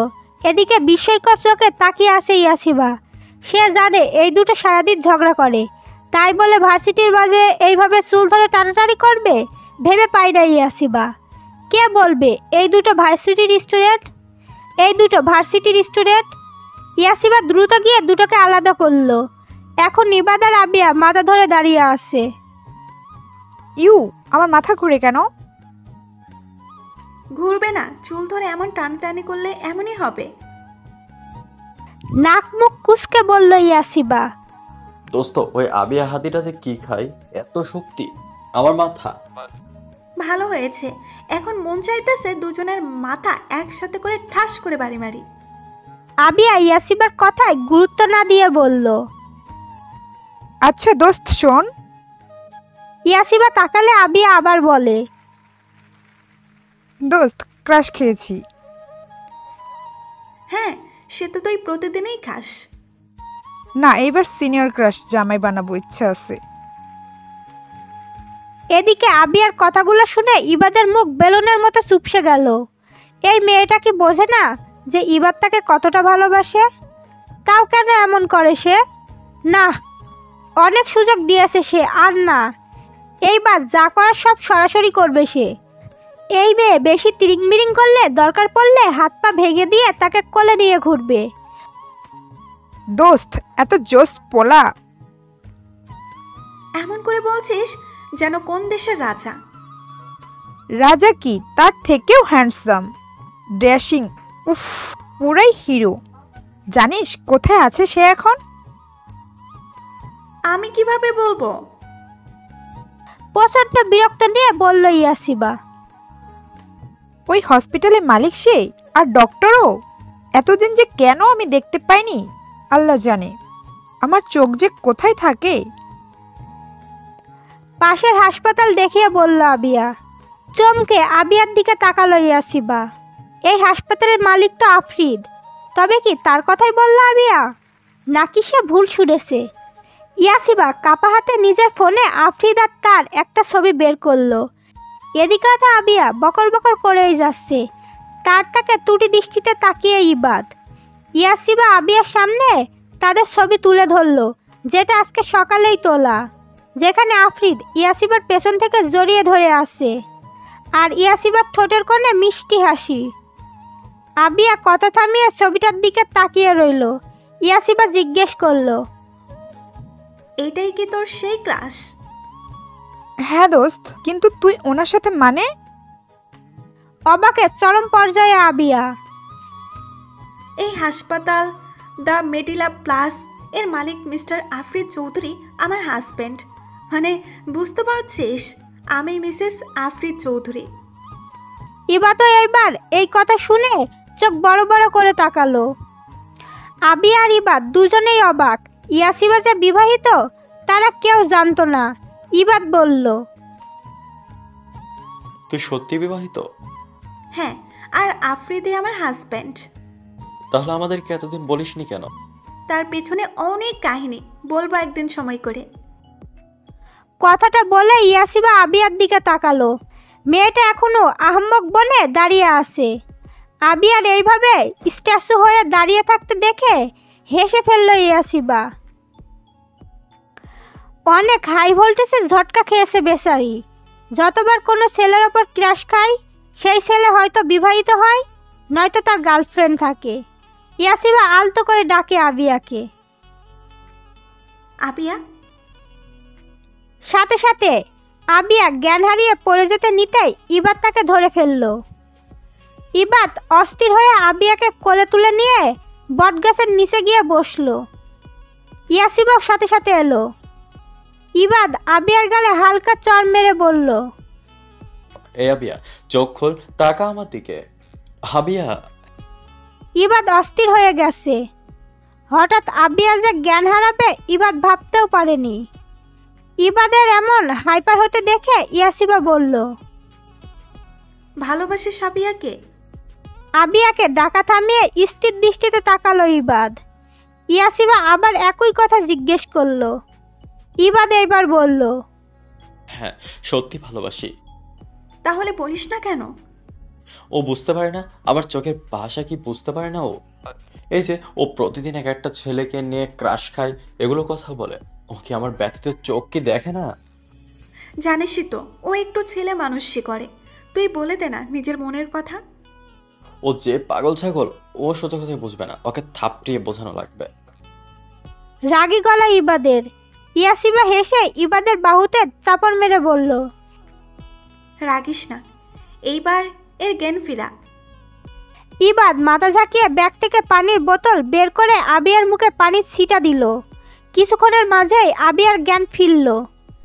সে মাথার দুপাশ চেপে ধরে উঠে বসতেই ইয়াসিবার দিকে নজর যায়। মুহূর্তে একটু আগের ঘটনা মনে পড়তেই সে বড় বড় চোখ করে তুতলিয়ে জিজ্ঞেস করলো, তুই বিবাহিত?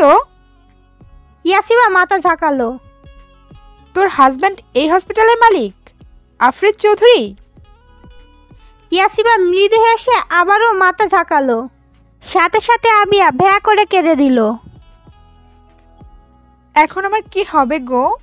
আমি যার উপর ক্রাশ খাই সে কেন এইরকম হয়? হয় বিবাহিত, না হয় জিএফ আছে। আর শেষে কিনা যাকে পার্মানেন্ট করতে চাইলাম সেই নাকি আমার বেস্টুর বর। ইয়া মাবুদ। ইবাদ এইবার প্রচুর রেগে গিয়ে দিল এক রামধমক। চুপ বিয়াদব মেয়ে, আর একবার যদি ভেবা করিস না তাহলে গাল থাপড়িয়ে লাল করে দেব। আবিয়া কতক্ষণ ইবাদের মুখের দিকে তাকিয়ে রইল, তারপর আবারও ভ্যা ভ্যা করে কেঁদে দিল। ইয়া মাবুদ, এ কোথায় এনে আমাকে ফাঁসাইলা? আবিহা। ইবাদের রাগী চিৎকারের সাথে সাথে কান্না থামিয়ে আবিয়া মুখে আঙুল দিয়ে ড্যাব ড্যাব করে ইবাদের দিকে তাকিয়ে বলল, আমি চুপ, আর একটাও কথা বলবো না। এদিকে ইয়াসিবা এদের কাণ্ড দেখে হাসতে হাসতে শেষ। আসলে হাসপাতাল নতুন ওঠানো হয়েছে, মাত্র 5 মাস ধরে চালু হয়েছে। আফরিদ আগে অন্য হাসপাতালে বসতো, কিন্তু এই হাসপাতালটা কমপ্লিট হতেই সে এখানে এসে পড়ে। আর আফরিদ সচরাচর মাস্ক পরেই বাহির হয়। আর এমনিতেও সে গাড়ি থেকে নেমে এদিক ওদিক না তাকিয়ে সোজা হাসপাতালে ঢুকে যায়। তাই তাকে কেউ আর বেশি দেখতে পায় না। শুধু যারা তার পেশেন্ট থাকে তারাই একটু দেখতে পায়। আর ইয়াসিবা যে বিবাহিত সেটা আফ্রিদের সাথে মান অভিমান থাকার কারণে সে কাউকে বলেনি যে সে বিবাহিত। আর এখন এই সত্যি কথাটা শুনেই তার প্রিয় দুই বন্ধু টাস্কি খেয়েছে। মা, আমি কতবার বলেছি আমি ওই বাড়িতে যাব না। আফ্রিদ খানিক বিরক্ত হয়ে বলে, কেন আসবে না? ওই মেয়েটা নিশ্চয়ই বারণ করেছে। কায়া চৌধুরী রেগে বললেন, মা, তুমি ইয়াসিবা কেন দোষ দিচ্ছ? ওই মেয়েটার সব দোষ। ওই তোকে বলে যে আমার কাছে না আসতে। ওহ মা, প্লিজ। আর ওই মেয়ে এই মেয়ে বলছো কেন? ওর একটা ভালো নাম আছে, ইয়াসিবা। আর ভুলে যেও না, ইয়াসিবা এখন চৌধুরী বাড়ির বড় বউ। আমি ওকে কখনো পুত্রবধূ রূপে মানি না। তোকে কত করে বললাম ওই মেয়েটাকে বিয়ে করিস না। একবার ধোকা খেয়ে তোর শিক্ষা হয়নি?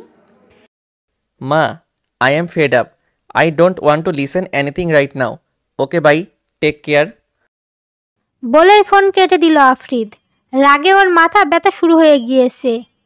কেন যে বোঝে না মা, ইয়াসিবাকে সে ভালোবাসে, আর ভালোবাসার মানুষটির নামে এইসব শুনে কেই বা ঠিক থাকতে পারে? আর যেখানে মূল কথা ইয়াসিবার কোনো দোষই নেই। না, আর এক মুহূর্ত এখানে না। ইয়াসিবাকে এখন ওকে দেখতে হবে। এই মেয়েটাকে এখন না দেখলে নির্ঘাত সে পাগল হয়ে যাবে। 7-5 না ভেবে আফ্রিদ বেরিয়ে গেল ভার্সিটির উদ্দেশ্যে। আর অল্প সময়েই পৌঁছে গেল। তোদের বিয়েটা কিভাবে হলো সেটা তো বলবি। ইবাদ জিজ্ঞেস করলো, এখন আর কিছু বলবো না ইবাদ, সময় হলে আমি নিজেই সব তোদের বুঝিয়ে বলবো। ইয়াসিবার কথায় ইবাদ মাথা ঝাঁকালো। সে বুঝতে পারছে নিশ্চয় বড় কোনো কারণ আছে, না হলে ইয়াসিবা তাকে বলে দিত। দোস্ত, হঠাৎ আবিয়ার চিৎকারে ইয়াসিবা আর ইবাদ দুজনেই চমকে তার দিকে তাকালো। ইয়াসিবা বলল, কি হয়েছে? এমন করে চিল্লাচ্ছিস কেন? এটাকে যে এখন আমি কি করব? ইবাদ বিরক্ত নিয়ে বলল, আরে আমার কথা শোন। পেছনে তাকা ইয়াসিবা, আমার ক্রাশ আসছে গো। কি হ্যান্ডসাম। হায়। আবিয়ার কথায় ইয়াসিবা পেছনে তাকালো। দেখে আফ্রিদ এই দিকে আসছে। মুখে হাসি ফুটে উঠল ইয়াসিবার। বিয়ের পর এই প্রথম আফ্রিদ তার সাথে ভার্সিটিতে দেখা করতে আসছে। পরক্ষণেই চারপাশ তাকাতেই দেখে সব মেয়েরা আফ্রিদকে পারলে চোখ দিয়ে গিলে খাচ্ছে। ইয়াসিবার রাগ উঠে গেল। এই মেয়েগুলো তো লুচু কেন? মন তো চাচ্ছে এক একটা চুলগুলো টেনে ছিঁড়ে ফেলতে। ইয়াসিবা রাগে ফুঁসতে ফুঁসতে আফ্রিদের দিকে আগালো। ইয়াসিবাকে চলে যেতে দেখে আবিয়া বলে ওঠে, আরে আমাকে নিয়ে চল। ক্রাশ জিজুর সাথে পরিচয় করিয়ে দিবি না? ইবাদ এবার আর পারল না রাগ ধরে রাখতে। আবিয়া উঠে যেতে নিতেই ইবাদ তার হাত শক্ত করে চেপে ধরল। তা দেখে আবিয়া বলে, কি হয়েছে? হাত ধরেছিস কেন? ছাড়। আমি আমার ক্রাশ জিজুর কাছে যাব। তুই এখন আমার সাথে যাবি? দাঁতে দাঁত চেপে বলল ইবাদ। আরে কিন্তু। আবিয়াকে আর কিছু বলতে না দিয়ে ওকে টানতে টানতে ভার্সিটির পেছনের দিকে নিয়ে আসলো ইবাদ। এদিকে আবিয়া তো বকেই যাচ্ছে। ইবাদ তার মুখে আঙুল দিয়ে বলল, কেন আমি? আবিয়াকে থামিয়ে দিয়ে আবার ইবাদ বলল। তুই কি বলিস না বিয়া? করুণ গলা ইবাদের। আজীব, কি বুঝবো আমি? মুখ থেকে ইবাদের হাত সরিয়ে বলল আবিয়া, তুই এমন কেন? আরে আমি এমন আবার কি? তুই শর্ত, আমি ক্রাশ জিজুর কাছে যাব। তাকে জিজ্ঞেস করব তার কোনো ছোট ভাই আছে নাকি। যদি থাকে তাহলে তার সাথে লাইন মারা ট্রাই করব। আবিয়ার কথায় ইবাদ রেগে আবিয়ার বাহু চেপে ধরে চিল্লিয়ে বলল, স্টপ আবিয়া, তুই কেন বুঝিস না? তুই কেন বুঝিস না? তোর মুখে অন্য কারোর নাম শুনলে আমার খারাপ লাগে। তুই কেন আমার চোখের ভাষা বুঝিস না? আমি যে প্রতিদিন কষ্ট সহ্য করে যাচ্ছি, কেন বুঝিস না যে আমি তোকে ভালোবাসি?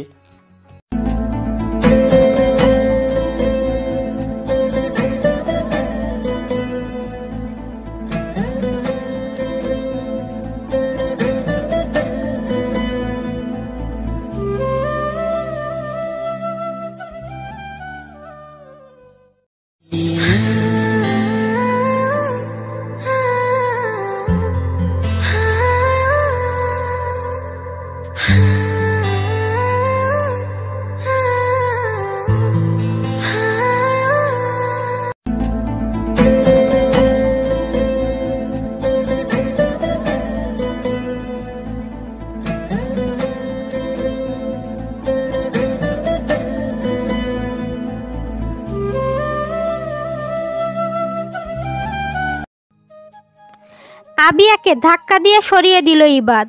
জোরে জোরে নিঃশ্বাস নিতে লাগলো সে। প্রচণ্ড রাগে তার সারা শরীর কাঁপছে।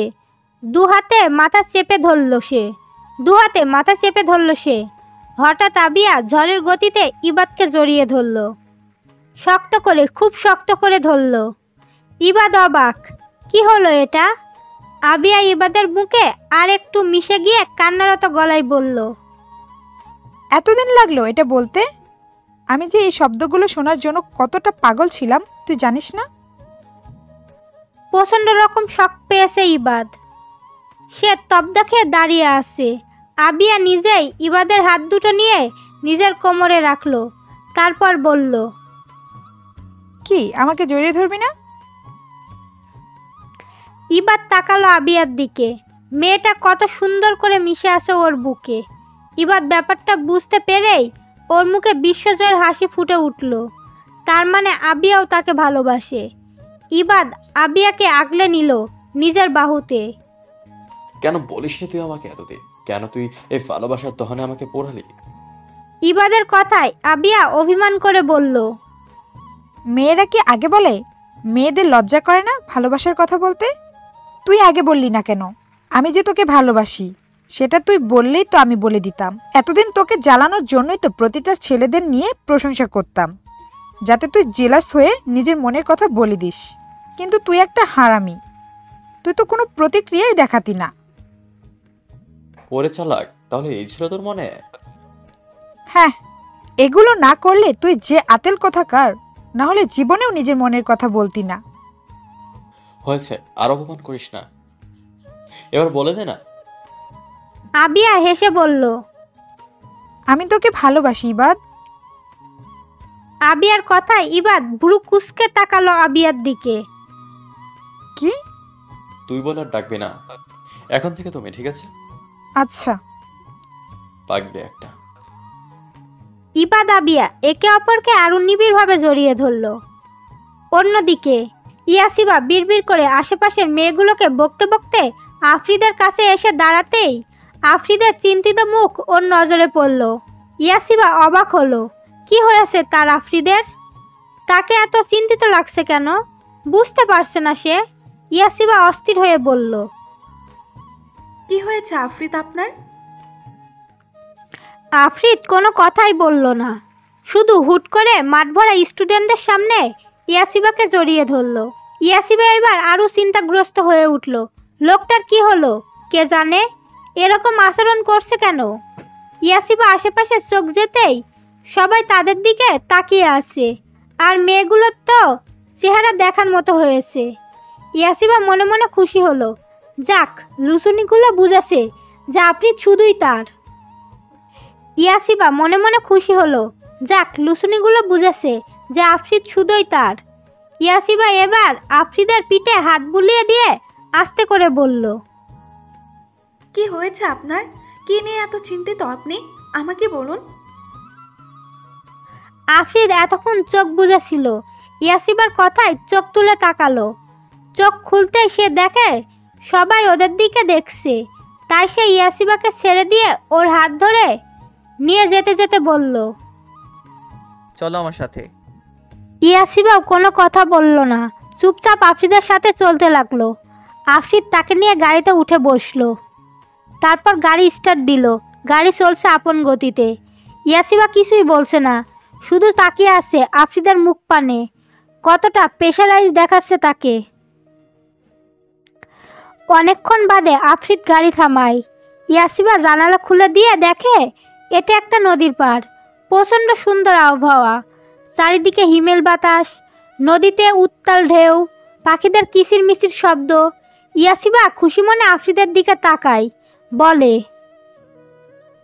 আমরা এখানে কেন? আফ্রিদ কিচ্ছুটি না বলে শুধু জানালার কাজগুলো বন্ধ করে দিল। জানালা বন্ধ করে দেওয়াতে ইয়াসিবা অবাক হয়ে কিচ্ছু জিজ্ঞেস করতে নিবে তার আগেই আফ্রিদ তাকে হ্যাঁচকা টানে নিজের কাছে নিয়ে আসলো। একটু অপেক্ষা না করে ইয়াসিবার অষ্টুদয় নিজের অষ্টুদয় দ্বারা আঁকড়ে ধরল। এদিকে ইয়াসিবা আংশিক ঘটনায় কিছুই বুঝতে পারছে না কি হচ্ছে। সে চোখ বড় বড় করে তাকিয়ে আছে। কিন্তু যখন আফ্রিদের চুমো খাওয়ার তীব্রতা বৃদ্ধি পেল। ইয়াসিবা আবেশে চোখ বুজে ফেলল। নিজেও আরও আফ্রিদের বুকের মাঝে ছিটিয়ে গেল। আফ্রিদকে নিজের সাথে আঁকড়ে ধরল। আফ্রিদ তো নিজের প্রিয়তমার অশ্রুজরার সুধাপানে ব্যস্ত। অনেকক্ষণ বাদে ইয়াসিবার ঠোঁট ছেড়ে দিয়ে ওর গলার ওড়নাটা সরিয়ে দিল। সেখানে ছোট ছোট উষ্ণ স্পর্শ দিতে লাগলো আফ্রিদ। এদিকে ইয়াসিবা আফ্রিদের এই তীব্র ভালোবাসার স্পর্শ সহ্য করতে না পেরে পীড়ায় নেতিয়ে গিয়েছে। সে দুহাতে আফ্রিদের গলা জড়িয়ে ধরল। আফ্রিদ এইবার সরে আসলো ইয়াসিবার কাছ থেকে। কিন্তু মেয়েটা তাকে ছাড়ছেই না। বউটা যে তার প্রচণ্ড লজ্জাবতী। দেখো এইটুকুতেই লজ্জায় কেমন নেতিয়ে তার বুকের সাথে লেপ্টে আছে। আফ্রিদ ধীর গলায় ডাকলো। ইয়াসিবা। ইয়াসিবার কোনো জবাব নেই, কিন্তু সে চেষ্টা করছে পারলে আফ্রিদের বুক ছিঁড়ে সেখানেই ঢুকে যেতে। লাজুকলতা। ইয়াসিবা এইবার একটা জোরে নিঃশ্বাস ছাড়ল, কম্পিত গলায় বলল, এইভাবে তাকাবেন না। আপনার এই ডাকটায় ভয়ানক এক মাদকতা আছে, যেখানে আমি সাড়া না দিয়ে পারি না। কিন্তু এই মুহূর্তে আমাকে টাকাতে বলবেন না আপনার থেকে, তাহলে যে আপনার লাজুকতা লজ্জায় শ্বাস আটকে নির্ঘাত মরে যাব। আফ্রিদ নিঃশব্দে হাসল। সময় থেমে যাক, ভালোবাসার মানুষ দুটো একে অপরের মাঝে বিলীন থাকুক চিরকাল। আজ আফ্রিদের আসতে দেরি হবে। সেই নদীর পাড় থেকে আসার পর আফ্রিদ ইয়াসিবাকে বাসায় পৌঁছে দিয়ে আবারও হাসপাতালে চলে যায়। জরুরি কাজ পড়ে গেছে। আজ আফ্রিদের মনটা বড় অস্থির হয়ে আসছে, বুঝতে পারছি, কিন্তু কি কারণে ঠিক বুঝতে পারছে না ইয়াসিবা।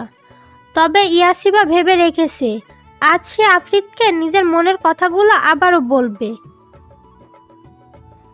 আজকের রাতটা তার আর আফ্রিদের জন্য ভালোবাসাময় করে তুলবে।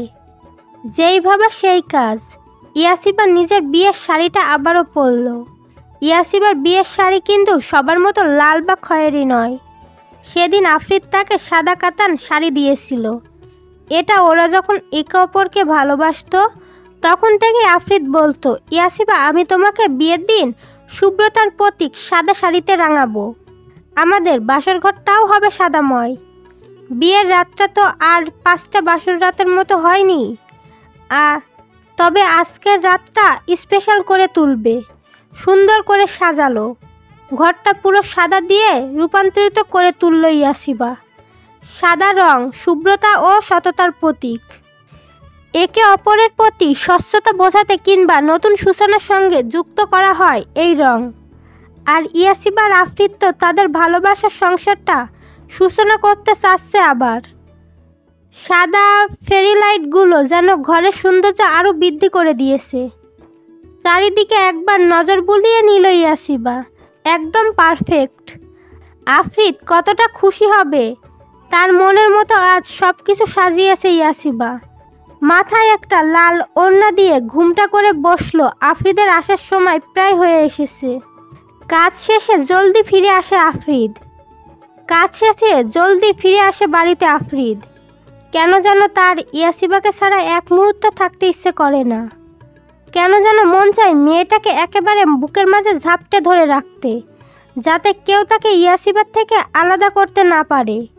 বাড়িতে এসেই ডাইনিংয়ে ইয়াসিবাকে না দেখে ভুরু কুঁচকে ফেলে আফ্রিদ। কোথায় গেল মেয়েটা? প্রতিদিন তো এখানেই অপেক্ষা করে তার জন্য।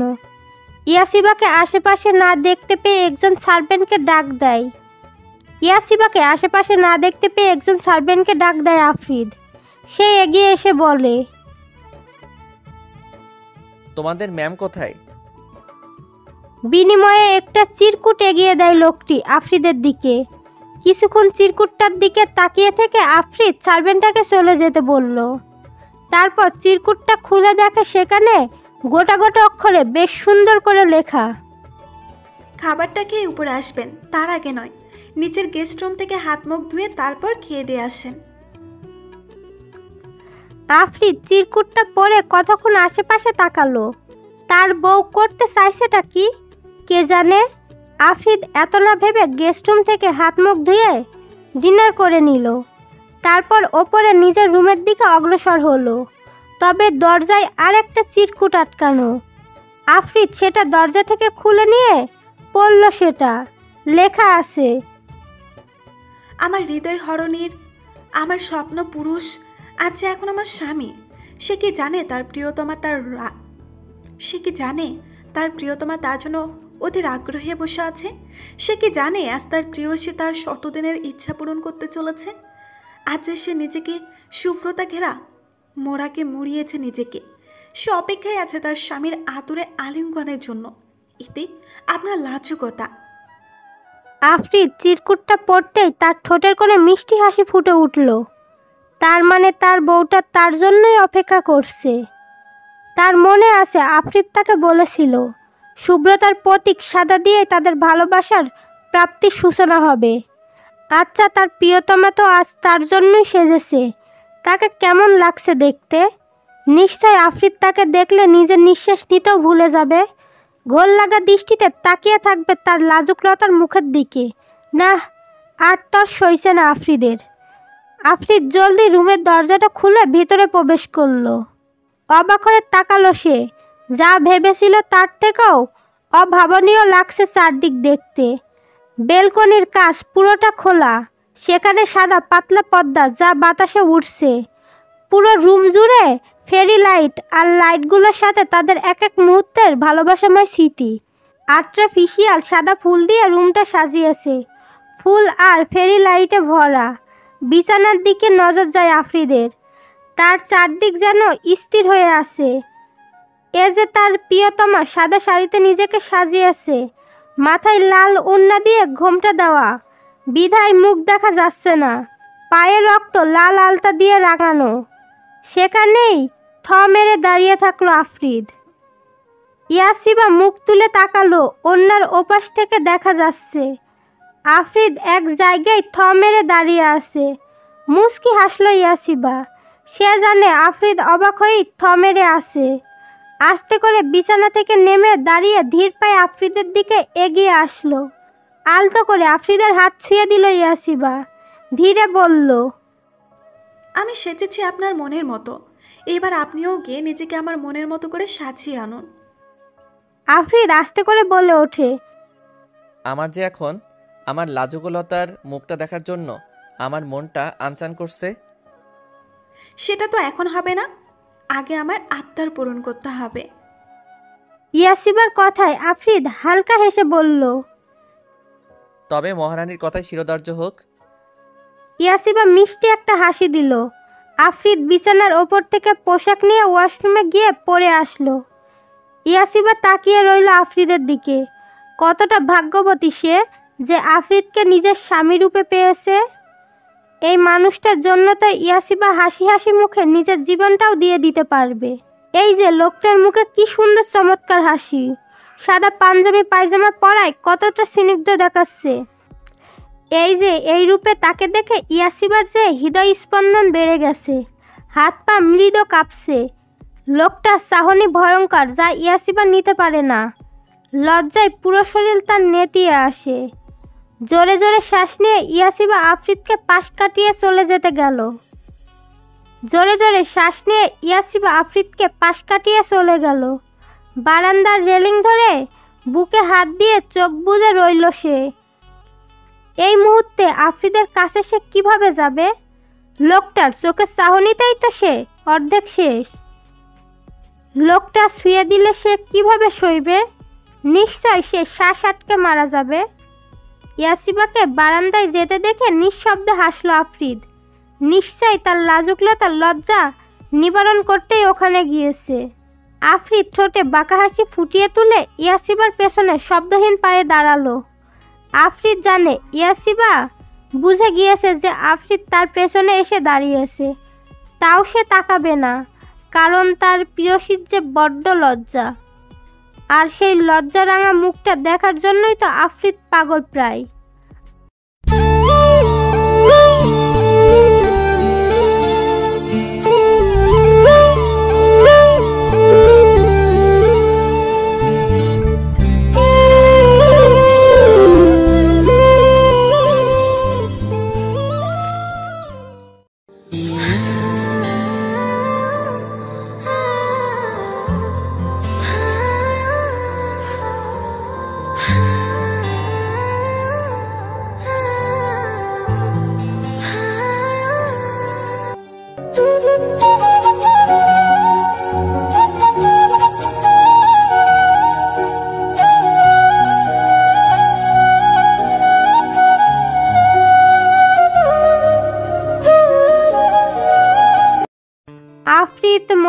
গলায় বলল, আমার কি সৌভাগ্য হবে না নিজের প্রিয়তমার লজ্জা লাল হয়ে যাওয়া মুখটা দেখার? আফরিদ তাকে পেছন থেকে নিজের বাহুবদ্ধরে আবদ্ধ করে ফেলল। ইয়াসিবা কেঁপে উঠল আফরিদের ছোঁয়ায়। সে দ্রুত আফরিদের থেকে সরে এসে রুমে চলে যেতে চাইতেই আফরিদ তার হাত ধরে ফেলল, বলল, পালাও কেন লাজুকলতা? আর আমাকে কষ্ট দিও না, নিজের মুখশ্রী একটু দেখাও। আপনার এই ঘোল লাগা কণ্ঠে আমাকে এইসব বলবেন না প্লিজ। বুকের মাঝে হৃৎপিণ্ডটা এত জোরে কেঁপে ওঠে যে বোধহয় সেটা বুকের মাঝে হৃৎপিণ্ডটা এত জোরে কেঁপে ওঠে যে বোধহয় সেটা বেরিয়ে আসবে আমার বুক ছিঁড়ে। আফরিদ হ্যাঁচকা টানে ইয়াসিবাকে নিজের কাছে নিয়ে আসলো। ইয়াসিবা নিচের দিকে তাকিয়ে আফরিদের সেই মাদকতাময় চাহনি সে নিতে পারবে না। এত লজ্জা? ইয়াসিবা চুপ। আচ্ছা বেশ, এখন আমি আমার লাজুকলতাকে দেখব। বলে আফরিদ আলতো হাতে ইয়াসিবার ঘোমটা ফেলে দিল। শ্বাস আটকে দাঁড়িয়ে রইল সে। অতি ভয়ানক, অত্যন্ত ভয়ানক। ইয়াসিবাকে এই রূপে দেখে আফরিদের সব যেন অচল হয়ে আসছে। চুলগুলো খোপা করা, যেখানে সাদা গোলাপ গেঁথে আছে। চেহারায় কোনো মেকআপ নেই, শুধু চোখে কাজল আর ঠোঁটে হালকা লিপস্টিক। এতেই যেন তার লাজুকলতার রূপ উপসে পড়ছে। আফরিদার কোনো সাড়া না পেয়ে ইয়াসিবা তাকায় তার দিকে। লোকটা তার দিকে তাকিয়ে, চোখে মুখে তার মুগ্ধতা। তবে কি সে তার মন মতো করে নিজেকে সাজাতে পেরেছে? আফরিদ নিজের হাতটা দিয়ে ইয়াসিবার গাল ছুঁয়ে দিল। এই জাদুময় স্পর্শে ইয়াসিবার হৃদয় ভালো লাগাই ছেয়ে গেল। ইয়াসিবা দ্রুত আফরিদের বুকে ঝাঁপিয়ে পড়ল, মুখ লোকালো আফরিদের বুকে। আফরিদা ইয়াসিবাকে জড়িয়ে ধরে ওর কানের কাছে এসে ফিসফিস করে বলল, লাজুকলতা, তুমি লজ্জা পেতে থাকো। আজ আমি তোমাকে আদরে সোহাগে তোমার লজ্জা ভাঙাবো। ইয়াসিবা পিঠ খামচে ধরল আফরিদের। লোকটার প্রতিটি কথা কাঁপন ধরিয়ে দেওয়ার মতো। আফরিদ ইয়াসিবাকে কোলে তুলে নিল। ধীর পায়ে রুমে গিয়ে বিছানায় নিয়ে শুয়ে দিল। ইয়াসিবা অন্যদিকে মুখ ঘুরিয়ে নিয়ে চোখ বুজে রইল। আফরিদ আস্তে করে নিজের ভর ইয়াসিবার ওপর ছেড়ে দিল। ইয়াসিবার মুখটা নিজের দিকে ঘুরিয়ে তাকিয়ে রইল অনেকক্ষণ। এই কাপা কাপা ঠোঁট দুটো দেখে আর অপেক্ষা করল না আফরিদ। প্রিয়তমার ঠোঁটে ঠোঁট ডুবিয়ে দিল। ইয়াসিবা বিছানার চাদর খামচে ধরল। আফরিদের হাত ব্যস্ত ইয়াসিবার পেটে বিচরণ করতে। আজ আর কোনো বাধা নেই। দুজন মানুষের মাঝে বাধ্যবাধকতা দূর হয়ে যাবে আজ রাতে। মনের মিলন তো সেই কবেই হয়েছিল। আজ না হয় দুটো দেহের মিলন ঘটল। ভালোবাসার এক অন্য রাজ্যে পাড়ি দিল। গভীর রাত। বারান্দার রেলিং ধরে দুর্দান্ত দৃষ্টি স্থির ইয়াসিবার। এই অন্ধকার রাতের মাঝে সে কি দেখছে সে জানে না, তবুও তাকিয়ে থাকতে ভালো লাগছে। অন্ধকারও নয়, চাঁদের আলোয় সবই দেখা যাচ্ছে। মৃদু বাতাস, বাগানের ডান সাইডে শিউলি ফুলের সুবাস ভেসে আসছে। মোহময় পরিবেশ। আজ নিজেকে পরিপূর্ণ মনে হচ্ছে ইয়াসিবার। আজ নিজের অস্তিত্ব জুড়ে স্বামী নামক মানুষটার ভালোবাসাময় পরশগুলো অনুভব করতে পেরেছে।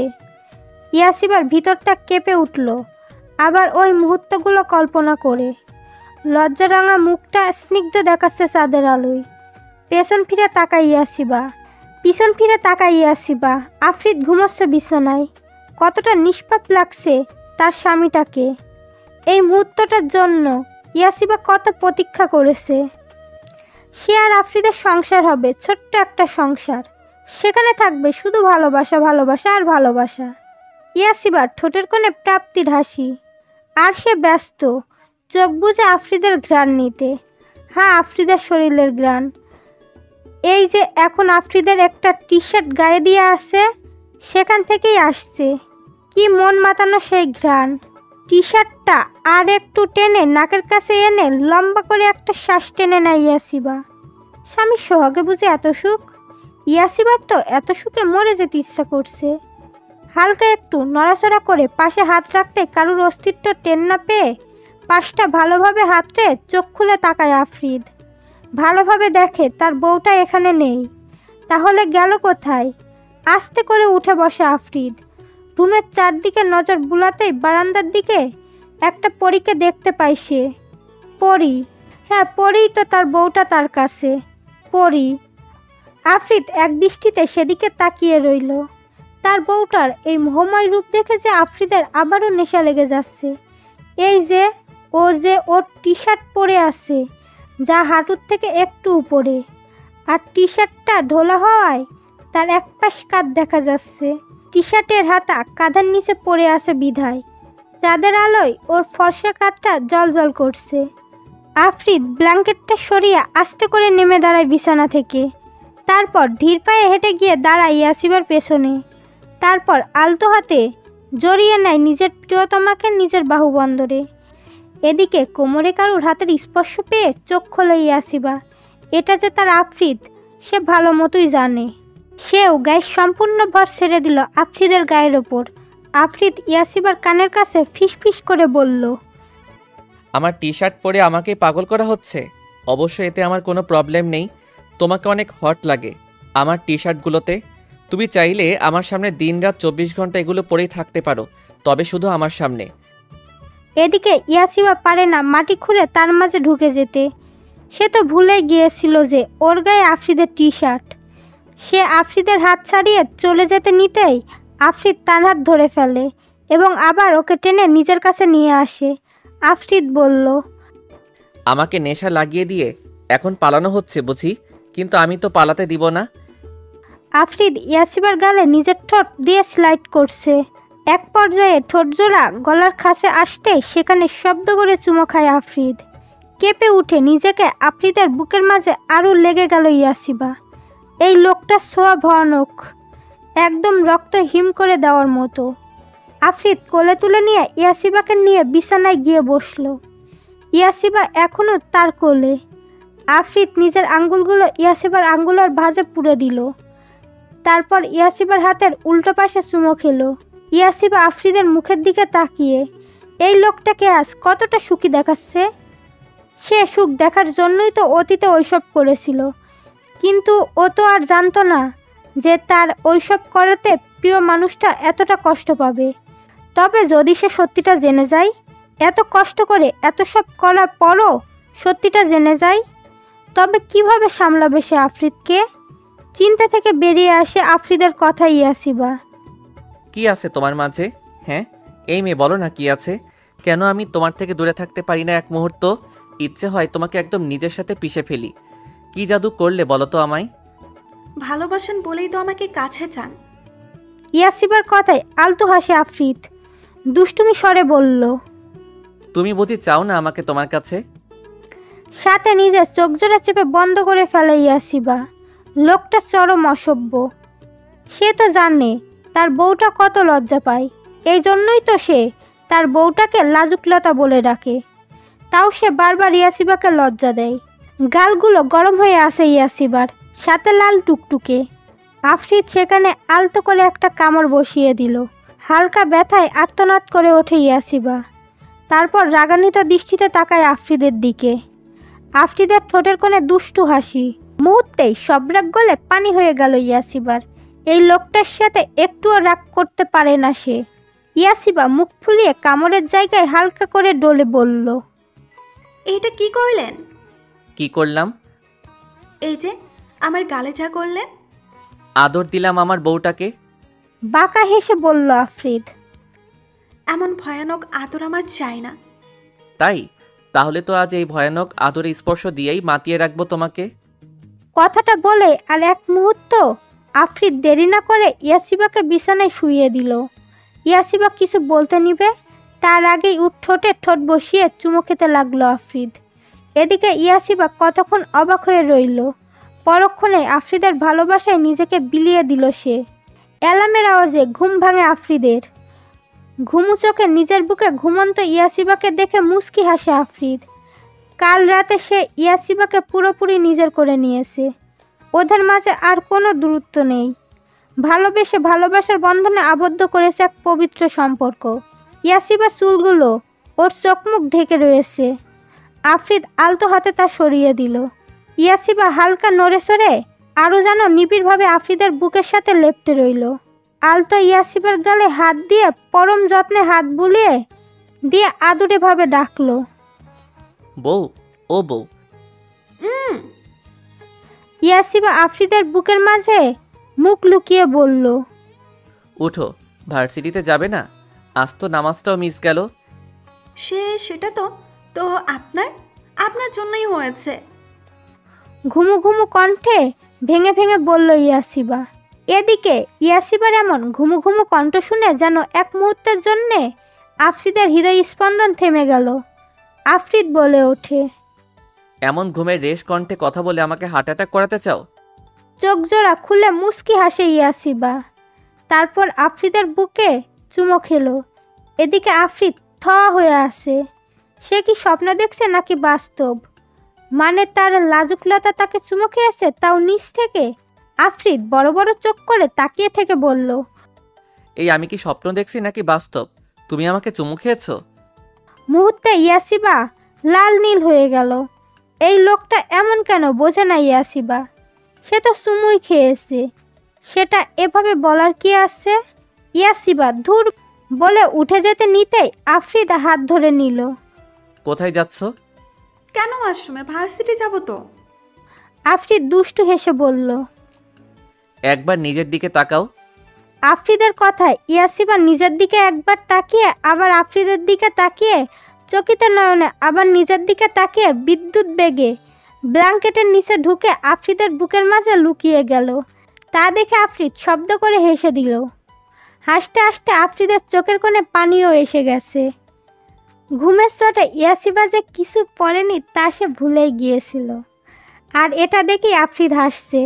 আফ্রিদ হাসতে হাসতে বলে, এখন লজ্জা পাচ্ছ কেন? নিজের বোকামিতে এখন নিজেই কাবু হয়ে গিয়েছে। ইয়াসিবা ব্ল্যাঙ্কেটের নিচ থেকে আফ্রিদের পেটে চিমটি কেটে দিল। ব্যথা পেয়ে আফ্রিদ বলল, চোরের মতো লুকিয়ে চিমটি কাটছো কেন? আপনি আস্ত একটা খবিস, বজ্জাত, অসভ্য লোক। ইয়াসিবা ব্ল্যাঙ্কেটের নিচ থেকেই বলল। আফ্রিদ নিঃশব্দে হেসে ইয়াসিবাকে ব্ল্যাঙ্কেট সহ পাজা করে তুলে নিল। ভয় পেয়ে ইয়াসিবা চেঁচিয়ে ওঠে, কি করছেন কি আপনি? টেক ইট ইজি ওয়াইফি, আজ আমরা রোমান্টিক শাওয়ার নিব। কজন রোমান্টিক শাওয়ার? আমি কোনো রোমান্টিক শাওয়ার নিব না। আপনি আমাকে নামান। হয় আপনি আগে ফ্রেশ হয়ে আসুন, না হয় আমাকে যেতে দিন। না আগে আমি যাব না তুমি, দুজন একসাথে ফ্রেশ হব। না। ইয়াসিবা চিৎকার করে কোনো লাভ হলো না। আফ্রিদ তাকে নিয়ে ওয়াশরুমে ঢুকে গেল। দীর্ঘ 1 ঘন্টা গোসল করে বের হয়ে আসে দুজনে। ইয়াসিবা ড্রেসিং টেবিলের সামনে বসে চুল মুছছে আর চোখে তাকাচ্ছে লোকটার দিকে। সে আপাতত রেডি হতে ব্যস্ত। তাকে দেখে বোঝাই যাচ্ছে না যে এই লোকটা কিছুক্ষণ আগে এইসব কাণ্ড করে এসেছে। হলো তোমার? ইয়াসিবা মুখ ভেংচি কাটলো। মুখ ভেঙচি কাটছো কেন? আমার ইচ্ছা। ঠোঁটে এমন কামড় দিব না যে আর মুখ ভেঙচি কাটা কি খেতেও পারবে না। ইয়াসিবা উঠে দাঁড়ালো আফ্রিদের সামনে। তারপর নিজের গলা থেকে ওড়নাটা সরিয়ে দিয়ে আফ্রিদকে বলল, আর কি কামড় দিবেন? হ্যাঁ, কামড়ে তো দিয়েছেনই, দেখুন কেমন হয়ে আছে। আজ আমাকে গলায় স্কার্ফ পেঁচিয়ে থাকতে হবে। আফ্রিদ তাকিয়ে দেখে আসলে ইয়াসিবার গলায় অনেক জায়গায় কামড়ের দাগ স্পষ্ট। জায়গাগুলো নীল হয়ে আছে। আফ্রিদ বাঁকা হেসে ইয়াসিবাকে কোমর জড়িয়ে নিজের কাছে এনে মুহূর্তেই ওই কামড়ের জায়গাগুলোতে নিজের ঠোঁটের স্পর্শ দিয়ে ইয়াসিবাকে ছেড়ে দিল। তারপর যেতে যেতে বলে, জলদি নিচে এসো, নাস্তা করে আমাকে হাসপাতালে যেতে হবে। আফ্রিদ চলে যেতেই ইয়াসিবা চোখ মুখ কুঁচকে আফ্রিদকে মনে মনে ভয়ঙ্কর সব গালি দিল। তারপর নিচে নেমে আসলো। দেখে আফ্রিদ নাস্তা নিয়ে বসে আছে। ইয়াসিবা গিয়ে টেবিলের অন্য পাশে বসে পড়ল। তারপর অন্য একটা প্লেটে খাবার বেড়ে খেতে শুরু করে দিল।